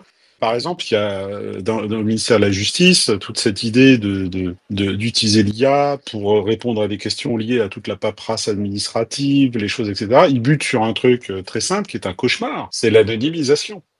C'est-à-dire que tout le monde attend beaucoup de choses de l'IA, mais il faut scanner des milliers de documents et il y a un problème de privacy, c'est-à-dire de vie privée. C'est-à-dire qu'est-ce qu'on fait du fait que l'IA, si elle absorbe toute la documentation, tous les documents, les contrats, enfin les choses relatives tout ce que aux entreprises, etc. On va interroger, mais ça va faire remonter toutes les données personnelles. Et ça bloque des chantiers entiers. Parce qu'il y a, alors déjà pour des raisons de coût, aussi pour les conséquences juridiques, elles sont catastrophiques. C'est un exemple de choses, je ne sais pas si je réponds pas à une question là, mais exemple c'est aussi pour dire qu'il y a quand même des gens qui réfléchissent dans l'administration, mais on bute sur des choses originales, je ne sais pas, mais voilà. Mais en fait, c'est marrant, tout le monde est en train de regarder comment utiliser l'IA, et voilà, il y a des choses qui remontent, des impossibilités. Là, pour le coup, c'est pas lié à l'IA elle-même, mais le fait qu'il y a des conséquences juridiques que personne n'a envie d'assumer. Dans le domaine juridique, il y a les avocats, et en particulier les avocats américains, qui sont très friands de l'utilisation de l'IA générative pour préparer leur plaidoirie. Et il y a une base de données qui existe, qui est en ligne, mise en avant par Gary Marcus, un activiste de l'IA bien connu, qui recense toutes les fois où un avocat a plaidé en s'étant aidé d'une IA générative et a été sanctionné par le président du tribunal parce que dans sa plaidoirie, il citait des témoignages ou de la jurisprudence qui était tout simplement inventée. Parce que, pas de chance, l'IA a déliré, a halluciné à ce moment-là, et le type a pris ça pour argent comptant, il a même pas relu, et il a lu ça au tribunal, à la barre, et il s'est fait sanctionner. Il y a une base de données qui recense ça, il y a des centaines de cas. Merci. Est-ce que vous êtes OK pour qu'on accueille Fanga et puis nom de code et puis toutes celles et ceux qui nous écoutent, sachez que je ne vais plus accueillir de personnes nouvelles on stage parce que ensuite on va pouvoir faire un tour de table et puis j'ai aussi deux questions écrites. Nom de code, bonsoir, bienvenue. D'accord, merci, bonsoir à tout le monde, j'espère que vous m'écoutez. Oui. Je pense que le sujet de ce soir me concerne personnellement en tant que développeur parce que ton boulot va-t-il survivre à l'IA, fantasme et réalité? Moi, j'aurais aimé créer fantasme ou réalité et moi, j'aurais dit réalité. Parce que je vous prendrai un exemple aujourd'hui je ne sais pas si vous aussi avez appris, l'agent N8N. Vous avez entendu parler, cet agent qui aujourd'hui a la capacité de personnaliser. C'est-à-dire qu'aujourd'hui, dans votre entreprise, vous avez cette capacité de mettre sur pied une IA qui va tout gérer pour vous, qui va être une sorte de SAV pour vous, qui va une sorte de faire l'application que vous voulez. En fait, et pour nous, les développeurs, c'est un peu un couteau à double tranchant. C'est comme ça que nous, on voit cet agent IA aujourd'hui. Et moi, j'aimerais axer également plus sur ceux qui disent que c'est pas un fantasme, que ça devient obligatoirement une réalité. Pourquoi? Parce que on est en train d'aller plus aujourd'hui dans l'IA exécutive. L'IA exécutive qui est une IA aujourd'hui, qui est responsable aujourd'hui. Vous avez par exemple, je prends le cas d'Elon Musk. Elon Musk qui nous dit que d'ici 25 ans, il y aura 100 milliards de robots hémorroïdes. Vous savez qu'il en a déjà. Vous savez qu'il en a déjà et il nous dit que d'ici 25 ans, on en aura au moins 100 milliards. Vous imaginez ce que ça fera. Il a également dit que son full driving, Tesla FSD, est aujourd'hui écrit complètement par une IA. Complètement par une IA. Vous imaginez un peu ce qui est en train de se passer. Vous avez par exemple une IA qui est une voiture aujourd'hui qui est capable. Moi, je vais au boulot avec la voiture. Je rentre à la maison, je gare ma voiture. Pendant que je me repose, la voiture, elle va faire une sorte de taxi. C'est-à-dire, elle est rentable, en fait. Tout ça géré par l'IA. Bon, pour ceux qui disent que c'est pas possible, c'est un fantasme. Au fur et à mesure je pense que d'ici, comme a dit Elon Musk, d'ici très peu de temps, je pense qu'on aura d'énormes soucis à se faire pour notre boulot. Ça, c'est le premier aperçu que j'aurais. Merci beaucoup. Sauf que ça ne marche pas, un nom de code. C'est bien gentil de mettre en avant la voiture autonome, mais Elon Musk, ça fait 10 ans qu'il annonce le full drive de ces Tesla et ça ne fonctionne pas. Il n'y a aucune voiture autonome, complètement autonome aujourd'hui. Proto de Waymo, par exemple, ne fonctionne que sur quelques itinéraires balisés. Donc là, on est en plein dans la propagande fantasmée. C'est justement toute la différence qu'il y a entre la théorie, et on nous en balance continuellement, demain on rate gratis, vous allez voir, ça va être merveilleux, et puis la pratique vérifiée sur le terrain, où là, c'est quand même des grosses désillusions. Voilà, désolé, mais je ne pouvais pas les... Ok. Ouais, merci beaucoup. D'accord avec ce que vient de dire Alain, c'est Emmanuel. Bien sûr. Juste parce que faites le test et discutez avec des développeurs sérieux. Et vraiment discuter sans a priori et demandez-leur si, dans ce qu'ils ont expérimenté, l'IA est capable de générer entièrement une application, etc. Alors, à part sur des choses très basiques. Aucun développeur sérieux vous dira ça. Aucun. Et Musk, déjà c'est pas 100%, c'est pas 100%, mais effectivement, c'est sa propagande. Et effectivement, sur les bagnoles, les problèmes sont pas réglés. Et il y a des gens qui disaient, voilà, les bagnoles automatisées, actuellement, elles sont dans des villes à condition qu'il y ait une belle lumière. Aller faire ça dans des villes où il neige, etc. Et ça ne marche pas. Et ça va être un problème. Donc, il faut toujours démêler le vrai ou le faux, mais encore une fois, il y a des gens qui ont intérêt à faire passer ce message-là. Donc, discutez. Vraiment, le YouTube est plein de gens qui expliquent « Oh là là, je fais un logiciel entier ».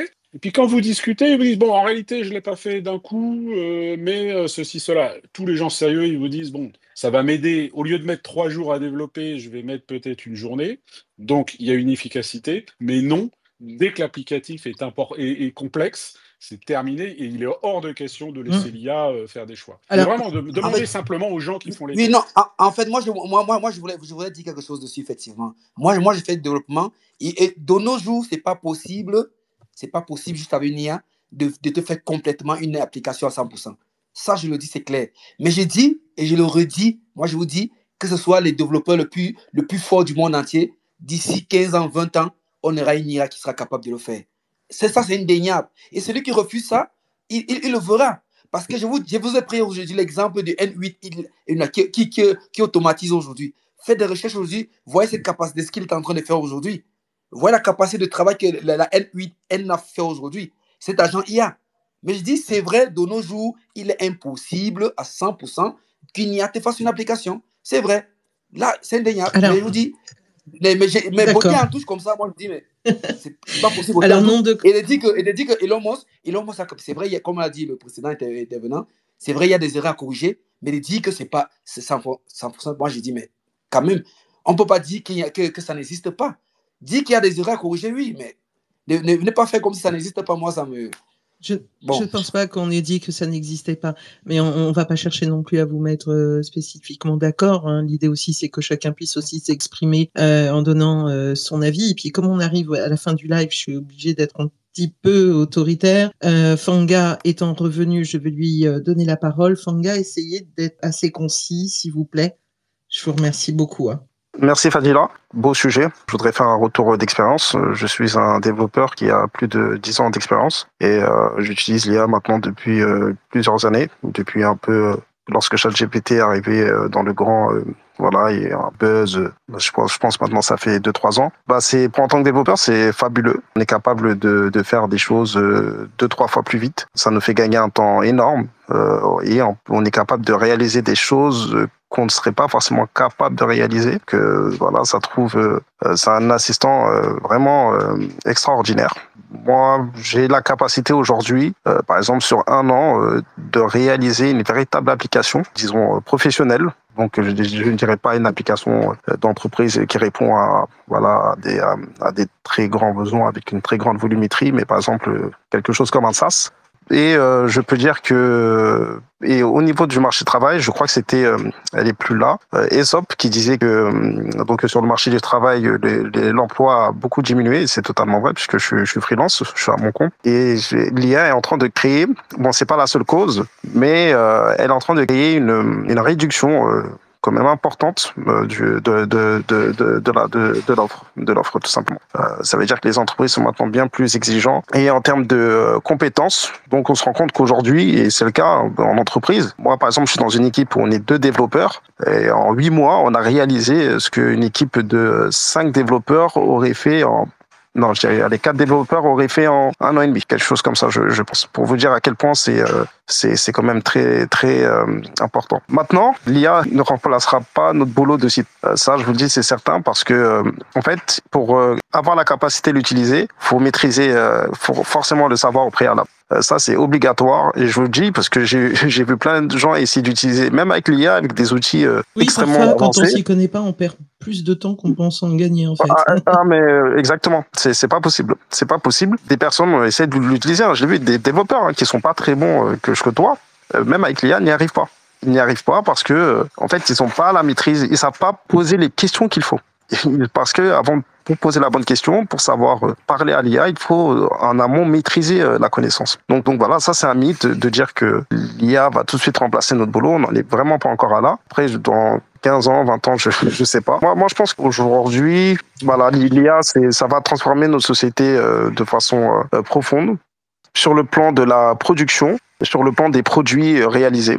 Voilà, mais de façon pour voilà, je m'arrête là. Voilà. Merci beaucoup Fanga, et puis c'est bien aussi d'avoir des témoignages aussi par rapport à des métiers, et puis d'entendre également de la part en fait aussi des développeurs, comme quoi en fait il y a des réalités qui sont différentes. J'en profite aussi pour citer Benny Ben qui nous a aussi évoqué. Je suis en train de chercher son commentaire que j'ai trouvé extrêmement pertinent aussi. Il a dit que l'IA était aussi libérateur pour les autodidactes. Grossit un petit peu le trait, bien sûr. C'est vrai qu'il y a des personnes aussi aussi qui peuvent développer aussi des compétences dans ce sens-là. Tout à l'heure, je vous ai parlé de France Travail, j'en ai profité, je vous l'ai épinglé, je vous l'ai mis aussi en commentaire, mon compte-rendu de Vivatech que j'ai évidemment fait ultra rapidement ici oralement. Titi, qui était là tout à l'heure, souhaitait réagir. Je vais le laisser réagir. Titi, juste un point. Comme c'est les 10 dernières minutes, après je vais laisser du temps en fait pour les intervenants, faire mon dernier tour de table avant de clôturer.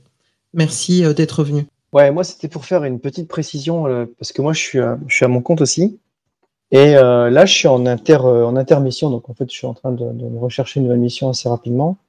Et ça fait quelques mois que je suis chez France Travail. Ce que je vois dans ton compte rendu et ce qu'ils ont sur leur site, en fait, on en est très très loin. Si tu fais le... Alors c'est en cours, hein. Si j'ai oublié de le préciser. Bien participer, c'est parce en que moi, test. Juste un instant, c'est en test dans certaines agences, c'est pas encore déployé. D'accord, parce que moi, si tu veux, j'ai écrit une trame à la DRH parce que je m'emmerdais il y a quelques mois là. Donc ça fait à peu près 7 à 8 mois que je suis en intermission. Parce que des missions à mon niveau, ça se passe pas, on les a pas tous les mois. Et je travaille sur des projets de plusieurs centaines de millions d'euros, des choses comme ça. Donc, mais le truc, c'est que j'ai écrit une trame à la DRH pour ton information, directement par LinkedIn, en expliquant que de ce que j'avais généré comme données dans les applicatifs, parce que là, ce qu'ils sont en train de faire, c'est supprimer les agents, hein, clairement. Dans les outils qu'ils développent aujourd'hui sur Internet, le demandeur d'emploi se retrouvera sans agence et sans agent. C'est ça, c'est ce vers quoi on tend. Et ils essaient peut-être de compléter. Par contre, ils ont des data scientists et des personnes qui sont capables de programmer de l'IA. Et on est très très loin de ce que Pôle emploi devrait faire, quoi, tu vois. Donc au final, moi pour vous donner une idée, une IA ça marche avec des données, tu vois, apprentissage, données, gestion de données, applicatif. En fait, moi j'ai un dossier qui comporte plus de 300 critères sur Pôle emploi et je reçois des salons qui ont ni queue ni tête parce qu'ils sont à côté de chez moi et c'est même pas dans les thèmes. Et je reçois aussi des offres comme avant avec des doublettes, des triplettes. Donc tous les vieux problèmes de Pôle emploi de France Travail sont encore là. Donc c'est pas pour dénigrer France Travail. Mais de ce qu'on croit et de ce qui existe, en fait, il y a un fossé mais monumental. Et je pense que d'essayer de vite d'intégrer des outils à l'arrache, je pense que la trame doit être écrite déjà en partant de l'entreprise qui ne sait pas définir son besoin aujourd'hui. C'est-à-dire qu'il y a un problème de compétences. On est maintenant sur beaucoup d'écoles de commerce. Et puis le RH, c'est pas vraiment un métier, c'est des choses qu'on apprend. Donc au final, on a des gros problématiques de création de fiches d'emploi dans les entreprises où c'est pas forcément guidé, c'est pas forcément déterminé, comme le besoin n'est pas forcément déterminé. Et on compte sur des indépendants des fois pour trouver un peu ce qu'ils ont besoin et accomplir le boulot. Ça, c'est souvent des indépendants qui le font. Et ensuite, derrière, pour aller matcher avec les candidats, aujourd'hui, il n'y a aucun système qui utilise la base de données qui est quand même assez... Parce que moi, j'ai quand même mis 2 heures à faire mon dossier. Il n'y a aucun système qui existe pour aller matcher mes compétences. Et encore une fois, quand je reçois des invitations de salon, c'est tout et n'importe quoi. Et les emplois, c'est vraiment des emplois qui sont hyper bas et qui n'ont rien à voir avec mon métier. Donc, tu vois, entre ce qu'on croit et ce qui existe, et moi, quand j'écris cette trame à France Travail, je pensais avoir un retour positif. Au final, ils m'ont dit oui, c'est en cours, mais je pense que même dans 5-10 ans, les idées que j'ai, ils vont jamais les faire. Donc, tu vois, si un jour tu fais ce truc-là, moi, ça m'intéresse d'aller leur parler, puisque étant utilisateur de leur outil, ayant déjà fait des essais avec leurs choses. Moi, ce que je vois beaucoup, c'est qu'on rend le demandeur d'emploi de plus en plus autonome et on a intérêt à avoir un ordinateur et une connexion Internet, d'où le fait qu'il met dans les agences. Mais à terme, il n'y a pas encore d'intelligence artificielle, il n'y a pas encore d'outils, alors que ce qui existe sur le commerce aujourd'hui avec ChatGPT, on serait capable de faire des choses beaucoup plus intuitives et beaucoup plus complètes et donc créer un outil pour l'emploi qui soit le plus performant même de tous les autres agences ADECO et ainsi de suite. Et ça, c'est pas ce qu'on fait. Donc, j'ai envoyé un mail et je te dis, la DRH, tu vois, bon, elle a mis ça sur le côté. Quoi. Ouais, bah, voilà on se tient au courant. Moi, j'essaierai. Moi, tu sais, je les ai épinglés, etc. Enfin bref, je vais essayer de les inviter à la rentrée parce que je pense que ça s'y prête en fait à la rentrée de parler de cela. Et sinon, je suis assez d'accord avec toi et je pense qu'on peut d'ailleurs faire notre dernier tour de table dans le sens où on a bien compris aujourd'hui qu'en fonction aussi des métiers, de toute façon, on a aussi des implications, des questionnements qui sont différents, mais il y a quand même un point commun pour tout cela.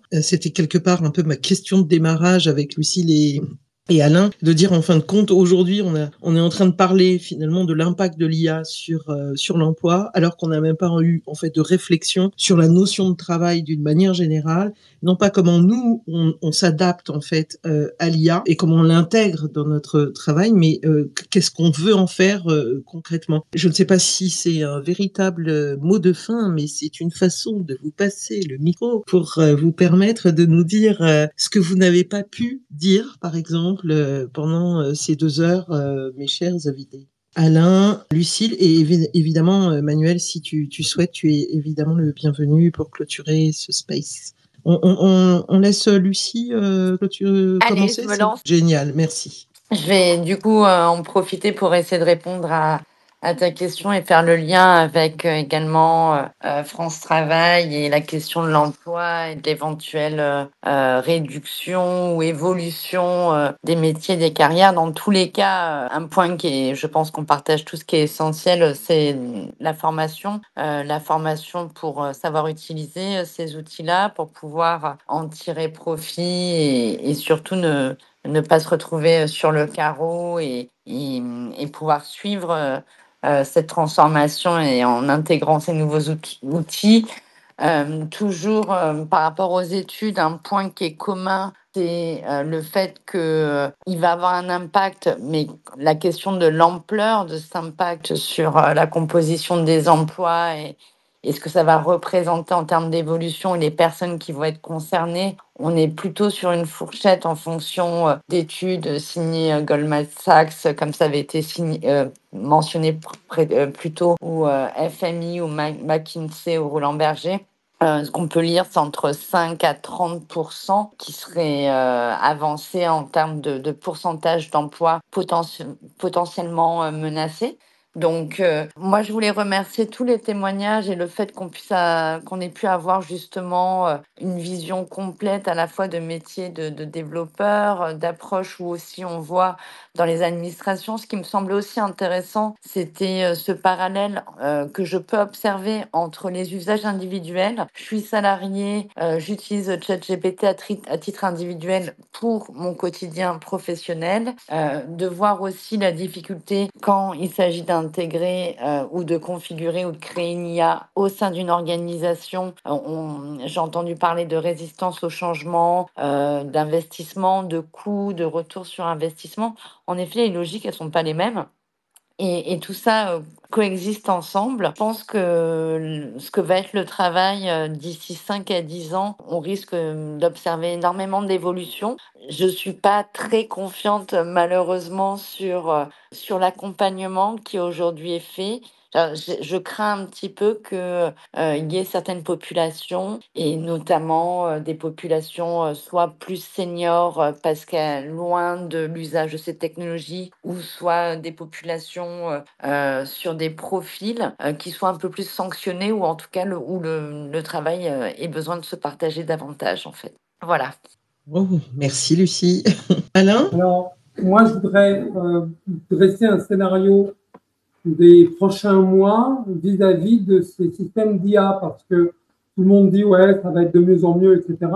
Alors que moi, je pense que ça va plutôt être le contraire. Je voudrais pas qu'on me prenne pour quelqu'un qui aime pas l'IA. Je l'utilise tous les jours, mais par contre, il y a une dichotomie très forte entre ce que le hype met en avant et ce que ces outils peuvent réellement faire. Donc, en 5 points, on constate aujourd'hui que les LLM, c'est-à-dire les grands modèles de langage, sont atteints par le retour décroissant.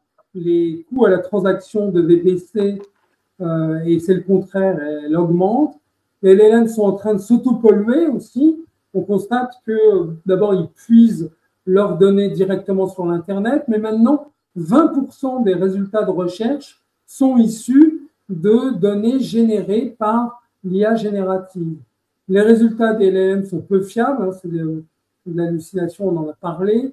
Les principaux acteurs ne sont pas rentables et ça ne va pas s'arranger. Et enfin, les LLM piratent toutes les données du net, mais ça ne suffit toujours pas et sans aucun respect de la propriété intellectuelle. On l'a vu récemment avec ChatGPT, par exemple, qui faisait des images à la façon d'un dessinateur japonais, et Sam Altman, avec son cynisme, disait aux gens qui le critiquaient, bon, vous pouvez critiquer, on s'en fout, on va continuer. Donc, il ne faut pas s'imaginer que c'est merveilleux et que ça va continuer toujours sur la même pente. Un autre scénario est possible, et c'est un scénario qui ne va pas être très rose. Eh ben, je pensais pas qu'on allait terminer sur une note négative. Merci. Désolée. Et je pense qu'Emmanuel, s'il a quelque chose à dire, ce sera pas forcément quelque chose de positif. Ouais, écoute, si. je connaissais pas Alain, mais je vais le lire parce qu'on est tellement d'accord qu'il y a un truc bizarre. On s'est jamais croisé. Et là, ce qu'il vient de dire à la fin, c'est sur quoi je travaille, c'est-à-dire les accords entre précisément les éditeurs et les plateformes d'IA. Et la question, c'est d'arrêter les conneries, de dire, l'IA utilise des matières premières et il va falloir payer parce que vu qu'on va plus recevoir de trafic, bon, ça c'est la logique Google Search, il va falloir payer. Donc ça, c'est la discussion du secteur en ce moment. Et vous voyez, cet après-midi, j'étais avec l'association des éditeurs américains qui nous ont dit les Français sont les plus en avance. Pour une raison simple, c'est que notre législation, évidemment, protège plus le droit d'auteur, alors qu'ils ne peuvent pas utiliser les mêmes outils juridiques, mais tout le monde arrive aux mêmes conclusions. Bon, en tout cas, je note quand même, Fadila, que c'est rarissime, mais là, on est quand même tous... Tout ce qui est dit est assez convergent. Je suis à deux doigts de te dire que tout le monde a l'air d'accord, même s'il y a des petites différences. Ça arrive jamais Ça arrive jamais, ça, dans tes space, Fadila. Donc voilà, donc, je suis assez content parce que ça veut dire, voilà, on tourne une page et les retours d'expérience sont convergents. Ça n'arrive jamais, c'est fabuleux. Bon, écoute, je t'en remercie. Dans tous les cas, on discute toujours avec, ça se passe quand même toujours de manière conviviale. Alors, retour sur le sondage. Donc, 34 personnes qui ont voté. On a 60. Alors, la question, c'était, as-tu l'impression que ton travail pourrait disparaître à cause de l'IA? On a 61,8% qui disent non, je m'adapte, et 17,6% oui, clairement. C'est-à-dire des personnes qui aujourd'hui, a priori, sont plutôt conscientes des choses. Mais je voudrais souligner qu'on a 5,9% qui se sentent pas concernés. Je ne sais pas forcément pourquoi, mais j'ai une personne qui a témoigné, qui m'a dit, qui a posé la question, qui a dit, moi je suis retraitée, je suis toujours active, j'utilise l'IA, je ne sais pas si ça va me rendre meilleure ou pas, mais je voulais pointer les 14,7% des gens qui disent, je ne sais pas encore. Et je pense que c'est aussi là qu'on doit aussi observer, qu'on doit peut-être se focaliser, parce qu'il y a des personnes qui aujourd'hui ne le savent pas. Alors c'est peut-être mon côté un petit peu politico-social, je ne sais pas, mais je pense que ça va être aussi important de faire un effort en fait vis-à-vis des personnes qui sont en situation de vulnérabilité, parce que ça peut davantage en fait creuser en fait la fracture numérique, et qu'à mon sens, et ça fait partie des axes qui ont été d'ailleurs proposés par la commission emploi et IA du CESE. Il y avait 9 axes stratégiques, et parmi ces axes, il y en a un qui suggérait en fait qu'il y ait une participation active, on va dire, des salariés, que le sujet de l'IA ne concerne pas en fait que la tech et ni les experts, et que c'était certainement, en tout cas au sein par exemple d'une entreprise, l'affaire de tous, et qu'il y avait une réflexion à mener autour de l'organisation du temps de travail. Alors ça sera peut-être pour un autre space, mais c'était une ouverture. Je voulais en profiter pour remercier Michben, Afafa, Kawakawa, Liam Forchill, Emmanuel Parodi, alors Moramor il est parti, GCW, Titi, Aesop, Fanga et nom de code pour leur témoignage, ainsi que tous ceux qui ont commenté. J'ai vu que Lyon s'amuse à me faire mon portrait sous forme de IA avec mon petit pack depuis tout à l'heure. Merci à lui de mettre de l'animation sur le fil de commentaires. Merci Benny Ben. Merci à mes deux invités qui ont accepté de réactiver leur profil X pour moi. Et oui, ça devient dur en fait aujourd'hui de trouver des invités. Je le dis, je le répète, ce space, je voulais le faire depuis un bon petit moment. Et voilà, je lâche quand même les infos. Il y a beaucoup de personnes qui ont décliné parce que c'était sûr. Et même si en même temps, je suis en multicast sur Cornichat, qui est sous protocole Norse, qui est décentralisé. Mais c'est comme ça. Donc merci beaucoup Lucie et Alain, Emmanuel aussi de nous avoir rejoints. À bientôt. Merci beaucoup, Fadila. À bientôt. Merci. Et j'ai été Merci à ravie toi. d'échanger avec l'ensemble des intervenants et des participants. Merci beaucoup. Bonne soirée. En plus, c'était une première pour toi. Tout à fait. Et c'était très agréable. Merci beaucoup. Moi aussi, j'ai passé un super moment. Bravo à Fadila pour son organisation. Et pour moi aussi, c'était une première. Et je suis complètement ravi. Merci. Et merci Tout pareil. Fadila. Merci beaucoup. Bonne et douce nuit. Bonsoir.